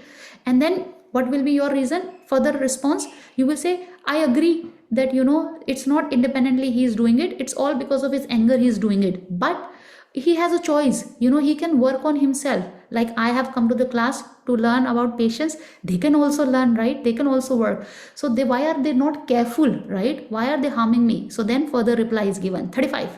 Through not being careful, people even harm themselves with thorn and other things. And for the sake of obtaining women and the like, they become obsessed and deprive themselves of food. And there are some who injure themselves through the unmeritorious deeds of hanging themselves, leaping from the cliffs, eating poison and unhealthy food. So Bodhisattva Shantideva is saying, I agree with you. He's not disagreeing. He's agreeing that, okay, they have a choice. They should work on themselves. But they are not doing it, or they still give into anger because of ignorance, because of being uncareful about the ignorance, right? And then you will say, but this is, if you say no, that's not true, then he's giving more example. He's saying, just see, when they are so out of ignorance, they go to the extent of harming themselves also, right? When because of ignorance, some people commit suicide, right? Then they get into so much of addictions, and then they harm themselves. They don't see the thorns, they are walking and then they prick, they get harmed by the thorns, and then you stumble when you don't see when you don't see it, right? So this is how out of ignorance people tend to even harm themselves. So how can we expect them to not harm us, right? Out of ignorance, the nature is that the person will be blinded and the afflictions will arise, and the person will give into all the non-meritorious actions. So because out of when they are under the sway of the ignorance, afflictions, they even harm themselves. So more so the reason that they will harm us, right? So it's not that that they always have the choice. If they really know that how anger is destroying them, how ignorance is destroying them, then they will not give in to that. This is the crux. This is the final summary, is that they are not aware that how this is actually this is going to destroy them in the long run, right? They think that this anger will help them, and this ignorance will help them. So therefore they keep on harming themselves also, like committing suicide, giving into addictions, giving into being harmed by the very ordinary things like thorns and other things. Then further it says, if when under the influence of disturbing conceptions or afflictions like anger, people will even kill their treasured self, how can they be expected not to cause harm to the bodies of other living beings? Even if I cannot develop compassion for all such people who through the arisal of afflictions set out to try and kill me and so forth, the last thing I should do is to become angry with them. So Bodhisattva Shantideva is saying, in fact, later on, the more reflection you do, instead of anger coming to you, it will be replaced by compassion. How? That out of ignorance, the person does not know that how he is harming. Of course, he is harming other people, and then he is accumulating so many negative karmas which are going to harm the person also. So when you see the larger picture, then instead of anger, it will be replaced by the compassion for the person. So this will happen later, right? It's like a mother's compassion. Even if the child is so abusive, child is so difficult, but the mother always sees that the child is doing all this because of ignorance, anger, all the negative emotions, and she never feels angry towards the child. Instead, the compassion arises. So that stage will happen, provided first we are able to deal with the anger, right? So then thinking like this, instead of anger, the compassion will arise. So we'll do one more verse for this and then we'll summarize. So I'll show you that there are so many verses or so many reasonings given on how to deal with the anger that arises towards the difficult people. Like this. And then this is the nutshell. This we should read together, and this is something we can meditate on. Another very important verse, to cultivate patience towards perpetrators, towards difficult people. So it says, if I become angry with the yielder, although I am actually harmed by the stick, then since he too is secondary, being in turn incited by hatred, I should really be angry with his hatred. So what Bodhisattva Shantideva is saying is he's engaging in a dialogue. He's saying, why do you become angry towards the perpetrator? So what do you say? Because that person harms me. That is the reason, right? So then Bodhisattva Shantideva is saying, so whatever harms you, you will become angry towards it? Your answer is yes, right? So fair enough. So now Bodhisattva Shantideva is saying, just think about one example, right? Let's say somebody, hits you by a stick. So you don't become angry towards the stick, right? So, and then he asks us, why do you not become angry towards the stick? So what is our response? That the stick is not the real cause. Real cause is the person who is using the stick, right? So then Bodhisattva Shantideva is saying, if you're so smart, then use your smartness to see the perpetrators also, that the real cause is not the perpetrator, is the anger of the perpetrator, right, which is actually creating harm on you, right? So you don't become angry towards the stick because you say that, okay, stick is not the real cause, the real cause is the person who is using it. So therefore I become angry towards the person and not the person who beats me with the stick. Although actually it's the stick. If stick is not there, the pain will not arise. But I don't become angry towards the stick because stick is controlled by the person. So I become angry towards the person. That is smart person, right? But, and then, like for example, when you beat the dogs with a stick, so then, and then you throw the stick, the dog will run after the stick. Right? They don't run after the person. They think that stick is the main cause, right? So this is the difference in the smartness, that okay, humans can see that, okay, because of the intelligence, oh, actually stick creates pain, but it is not the stick. It's actually the cause is the person. So they become angry towards the person. So now Bodhisattva Shantideva is saying, probe deeper, analyze even deeper. Even the person is not the real cause. The cause, behind the person is the person's anger, afflictions, which are the real cause. Why? Because if you can remove the anger of the person, even if you give the stick to the person, bombs to the person will never harm you, right? If the anger is not there, instead of anger, if you can replace it with the compassion, then the same person will never use the stick to harm you, right?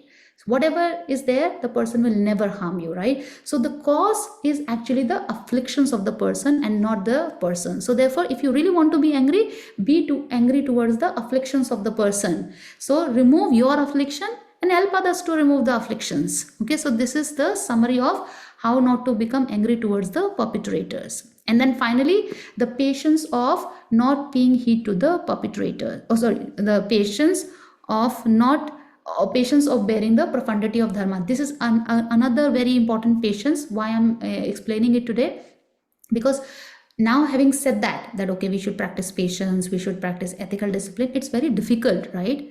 When the real challenges come, we have to be realistic, right? That okay, it is difficult for us, right? So Dharma practice is profound, right? Having read all this, it will take time for us to absorb this reasoning. We have to keep reflecting on it, and then we will fail. We will definitely fail. You will think about it, but again you meet with a difficult person, again you will say something nasty, but you have to keep taking steps. So that is known as the Dharma is profound. So there should be patience when it comes to even practice of the Dharma. In other words, don't be harsh towards yourself, right? While you are taking steps towards having no anger and having patience, be kind to yourself. Be kind to yourself. Know that it is going to take time. It is profound, right? Nobody thinks like this, right?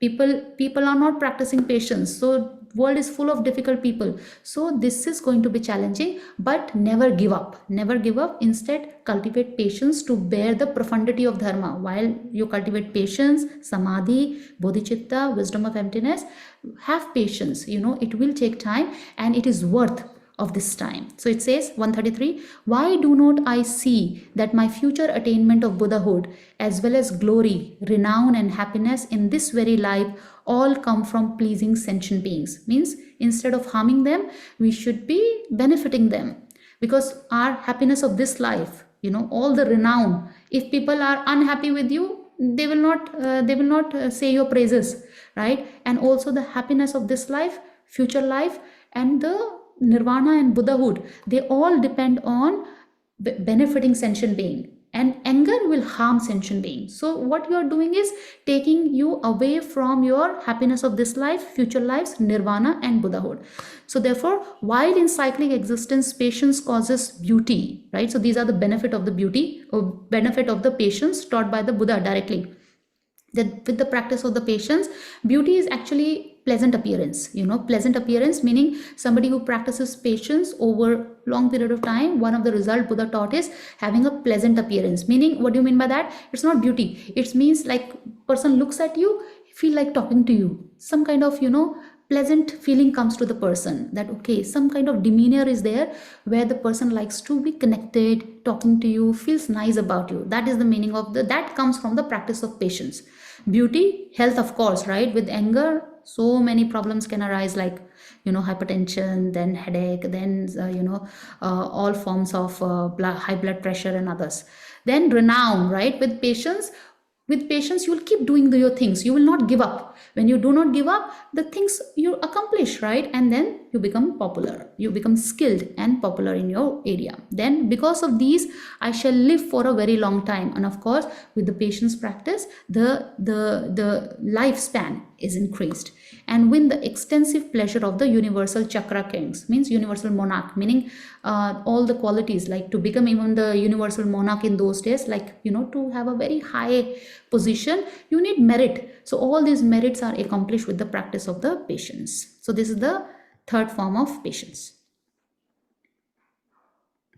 Okay, so now we will read the summary. It says, finally, it comes from Bodhicharya Avatar again, that okay, always pointing out, instead of that, what is the solution, right? What is the solution is when the suffering come, difficult people come into being, or some kind of impatience is there, they come into being by the coming together of two things. One is the external factor and the internal factor. Internal factor like anger, jealousy, hatred, belligerence, then impatience, right? And then the external factors are also there, right? External difficult people, difficult situations are there. So, but either you can work on yourself or you can work on external things, right? Or you can work on both, right? So the smart people, while they will take care of both the things, they will know that the final solution comes from working on your own anger. On your own anger you have to work, right? So therefore Buddha also said those people, and I think it comes from which text I'm not remembering very precisely, it says, I think it's Bodhicharya Avatar only, that when you remove your anger, this is equal to removing all the enemies. Let me repeat it. If you can remove your anger, if you can completely remove your anger, this suffices, removing all your enemies. Meaning the enemies, what do you mean by enemy? Enemy meaning someone who can harm you. But whether person creates suffering, person creates difficulty, but if you are not angry about it, if you do not feel harmed, if you do not feel angry about it, in a way their purpose is defeated. The purpose was to harm you, but when you don't feel the harm, when you don't feel angry, then they are no more enemy for you, right? So therefore it says, if you can work on your anger, if you can remove your anger, it suffices removing all the enemies. So we'll read it and stop here. Where would I possibly find enough leather with which to cover the surface of the earth? But wearing leather just on the soles of my shoes is equivalent to covering the earth with it. Likewise, it is not possible for me to restrain the external course of things. But should I restrain this mind of mine, what would be the need to restrain all else? So basically, while we are taking care of the external factor, we have to be aware that the final solution lies through working on our own negative emotions, such as anger. And then this we should know that this actually one of the very beautiful sutra is there, known as Sadharma Pundrika Sutra. And in this sutra, Buddha very clearly mentioned that how in one of the past life, he was He was born as by the name Sada Paribhuta, Bodhisattva Sada Paribhuta, right? And then one of the quality that he cultivated was that whenever he meets somebody, he will always say that I will not disrespect you, I will not harm you, because you are practicing enlightenment. So people used to find it very strange that, okay, why is saying this, right? Even the people who become angry, he says the same thing. I will not disrespect you, I will not ridicule you, because you are practicing towards enlightenment. So this, and why he said, because he is extremely smart, knowing that everybody has the potential for enlightenment. Anger is nothing. So person has the potential to attain the patience of the Buddha's level, right? Buddha's patience. So therefore, whenever he met with any person, he said that, okay, I will not disrespect you, I will not ridicule you, because you are working towards enlightenment. You have the potential to work on enlightenment. So then this practice, he perfected the patience, and it says that then in the same sutra Buddha mentioned that then he was the Bodhisattva Sada Paribhut, and then later on this person, this Bodhisattva, with his practice of patience, accumulated so much merit that he became the Buddha Shakyamuni. So in one of his past life, he took birth as the Bodhisattva Sada Paribhut, who was known for his patience practice, and always, also telling others that they have the potential to practice patience, and that made him accumulate so much merit that today in this life he has awakened and become Buddha Shakyamuni. So this you can read from Sadhana Pundrika Sutra. It is on 84,000.co and 19.23. There is a whole story which Buddha himself narrates about Bodhisattva Sada Paribhut, is one of the past life. Okay, thank you everyone, and Nicola. Thank you so much, Dr. Pujala, Venerable Dr. Pujala. Can we take one or two questions from the online participants, if you still have 5-10 minutes? I have time, but just see if your time allows. Okay, let's see. Okay, I hope we can see everyone now. So if you would like to ask a question to Venerable, please turn on your camera. That would be nice if you're dressed respectfully, and then you can simply raise your hand, and then we'll give you the possibility to unmute.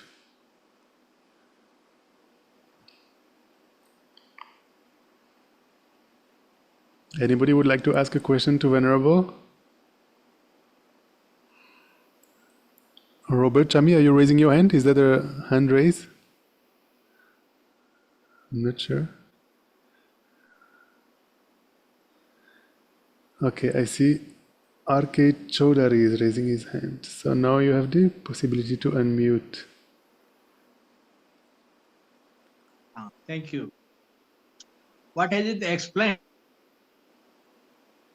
Oh, And I think. Appear anger. Sorry, sir, your But voice are is... there some angers for which the solution is very difficult? Nicola, could you get the question? It broke for me. Situation, because Yes, it no. is so deep. But are there situations where it becomes that by this logic we cannot counter the angers, or means something which is very, very difficult, and that requires something, the explanation and logic beyond what has been explained to us? I did not get the complete question, but I'm just assuming some part of it, and then I'll try to answer. Let's see if that's what you're asking. So thank you for the question. If I may understand, you're asking that is there any form of anger or difficult situation which cannot be dealt with these kind of logic given by Bodhisattva Shantideva, right? Or in other words, three kinds of patience. Is there anything which three kinds of patience cannot, tackle or cannot deal with, in particularly when it comes to anger? So answer is, if you really see, that's why I said these three kinds of patience is very comprehensive. If you we learned from Abhidharma Samuchaya, right, that the anger will arise in three situations: towards suffering, towards the difficult people, or towards the cause of suffering, right? And don't believe in it, analyze until unless. So therefore analysis, this self-analysis is very important. You have to see that, okay, these are the only three, and everything that give rise to pain of anger should relate it to these three. Once this conviction come, then you will see that if you practice these three kind of patience as mentioned there, they can help you deal with all types of anger, not any anger. Because the third one, which says patience to bear the profundity of the dharma, it includes all the dharma practice. Patience towards all other dharma practices, like practice of ethical discipline, practice of generosity, practice of samadhi, practice of skillful mean, wisdom. So when you are practicing them, the impatience can arise, right? Because they are difficult, right? Some of my students, they sometimes ask that, okay, when you practice wisdom of emptiness, some fear arises, right? Or it's not very, very, easy to get into the understanding. So what should we do? So the answer is keep doing it. We have to create this patience towards the dharma practice also. So if you see these three forms of patience, they should be able to answer all the afflictions, particularly anger, right? They should be giving the solution to all. So this will not come from me saying it. You have to really analyze that the anger arises from these three: suffering, number one, then the difficult people, number three, towards the cause of suffering. If you see that it's very comprehensive, then the conviction will arise that there is nothing which I cannot deal with if I practice three forms of patience as taught there. And of course, there are so many reasonings given, not only this which I discussed, these are just part of it. Okay, any more question? Thank you so much for this question. Next one is Suparna. Suparna, you can unmute yourself. Thank you for the session. I have two questions. One is this: the link for the session was forwarded by somebody I know. So is it possible for me to attend your future sessions? How do I do that? And the second is, I noticed that the session is being recorded. Can I get the link to the recording, please? Thank you. Thank you, Suparna. I cannot see you. I think you're muted, but Nicola will definitely help you with that. Yes, Nicola? If you can add her, or you can just respond to this question. Yes, Suparna, if you go to tushitadaily.com, at the bottom of the page, you will see a link to join our WhatsApp group. And you will also find a button to our YouTube channel where you find all our recordings. Every time we have a session happening at Tushita, we upload the recording the next day. So tomorrow, the recording of this session will be available on our YouTube channel. And we also send a message to our WhatsApp group every time a new recording is available and every time a new session is happening. How do I join the WhatsApp group? You go to tushitadaily.com. Okay. And you scroll down towards the bottom of the page and you will find a button there to join the WhatsApp group. Okay, thank you very much. Thank you. Thank you. I think then we had Ajirji. Ajirji, you can unmute, I think. Sushilji. I think he's raising his hand. Ajirji, do you see a prompt on your screen to unmute or not? Okay, maybe not. Then Sushilji, where is Sushilji? Okay. Okay, Sushilji, you should see a prompt to unmute on your screen. Okay. Thank you. Yeah, thank you very much, Nicholas. You're doing a human job. And Madam is so kind that she's finding time. My question is only about to know the wisdom of emptiness in simpler terms. Hello, can you listen to me? Hello? Hello? Yes, Sushilji, we can hear you.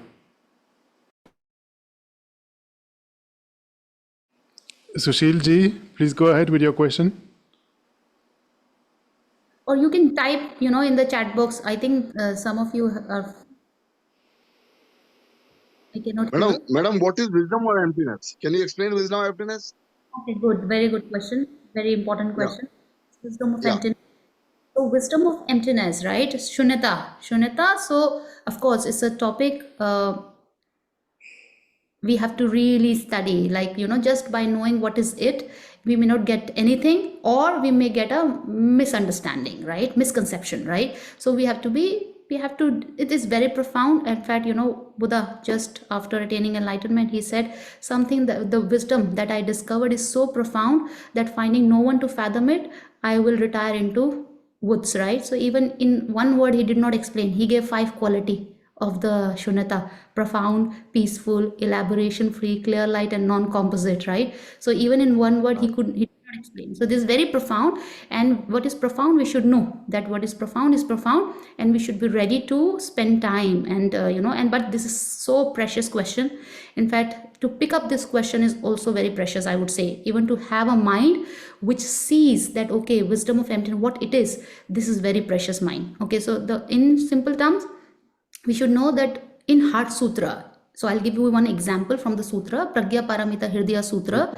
It's just 1.5 page. You must read it. And I know Sushilji is, is a long-term student of Venerable Geshe Dorje Namdullah at Tibet House, and he's a very good student. So I know that he's studying already. So in Pragya Paramita Hridaya Sutra, Arya Avalokiteshvara, has been asked this question by Venerable Shariputra, that what is the thing which the practitioner who wants to attain the full awakening for the welfare of all sentient beings should be meditating upon.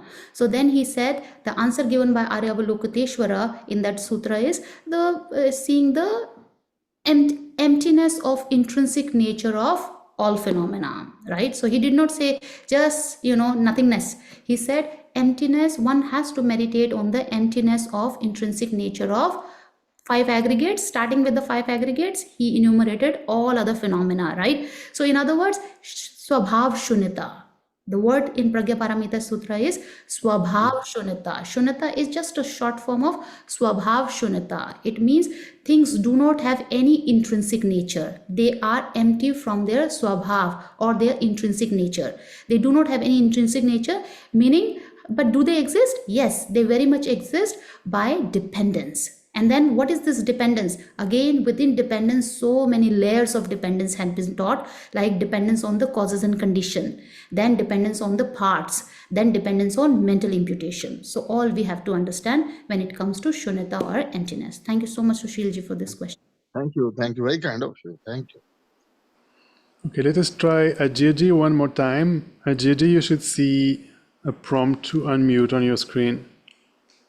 There should be a prompt saying the hosts want you to unmute or something like that. Do you see that? Ajayji, can you hear me? I think sometimes where Ajayji is, the connection is not good, so maybe that is what is happening. So no worries, we can just leave it there. Thank you so much. Oh, okay, Yes. we can hear you, Ajayji. Yeah, I think beautiful to listen to you. The subject presented so very systematic way. I reading book is Anybody can. you hear me?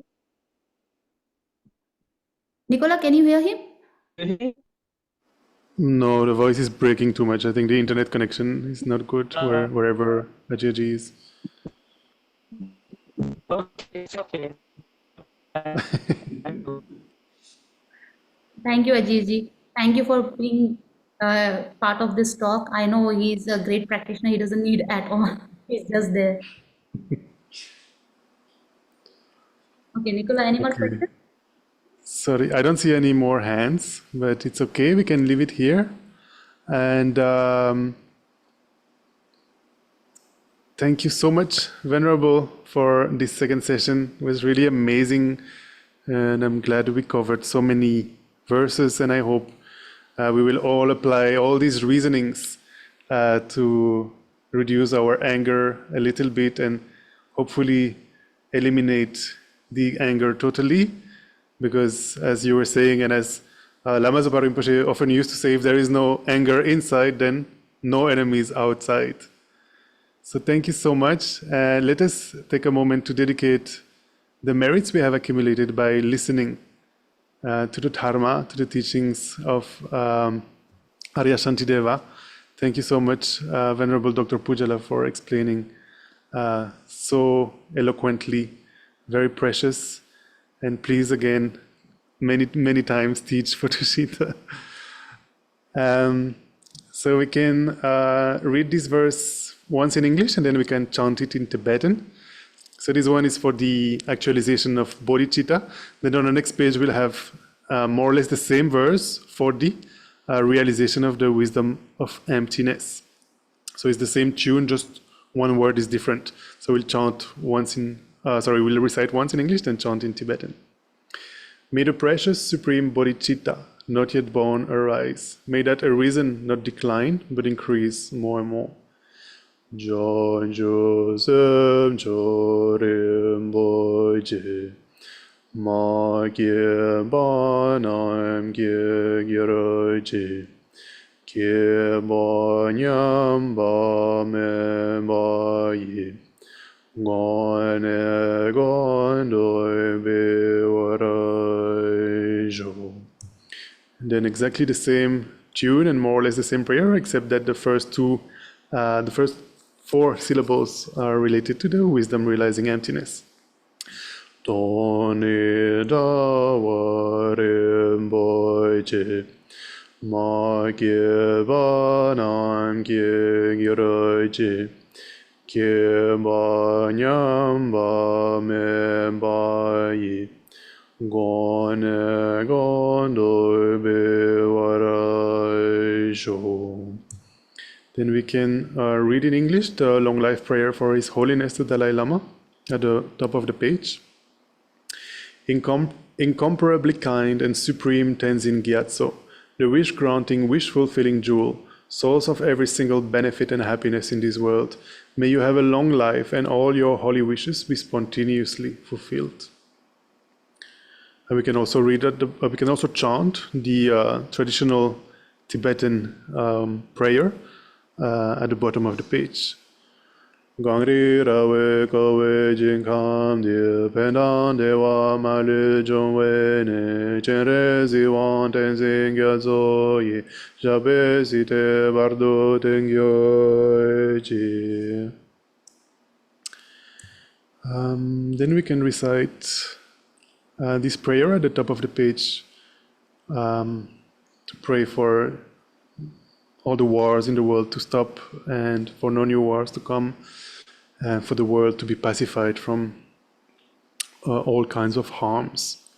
By the force of the praises and requests made to you, may all diseases, evil spirits, poverty and quarrels be calmed, and may the Dharma and good fortune increase in the regions in which I and others dwell. Due to all the past, present and future merits collected by me, the numberless Buddhas and the numberless sentient beings, may all wars, famines, diseases, global problems, and all dangers of earth, water, fire, and wind be stopped immediately. May perfect peace and happiness prevail in everyone's hearts by their generating loving kindness, compassion, and bodhicitta. May the Buddha Dharma, from where sentient beings receive peace and happiness, last for a long time and spread in all directions. May all sentient beings meet the Buddha Dharma and achieve enlightenment as quickly as possible. Thank you so much, everyone, for joining online at Tushita. Thank you so much, Venerable Dr. Pujala. Please teach again many, many times for Tushita in the future. Thank you so much. Thank you for all the wonderful teachings that you arrange for, participants from Tushita platform. So please accept my thank you. Thank you so much for giving me this opportunity. And also, I would like to thank each and everyone here for taking out time on Saturday and coming for the talk on how to tackle anger and also how to practice patience. Thank you so much for your participation. And also I would request that, make sure that you see the Tushita Meditation Center's other events also. They organize very wonderful events on different topics, which are very helpful. So, again, Nicola is doing a great job. So we just have to be a little more aware of the events happening there. Thank you so much once again to everyone.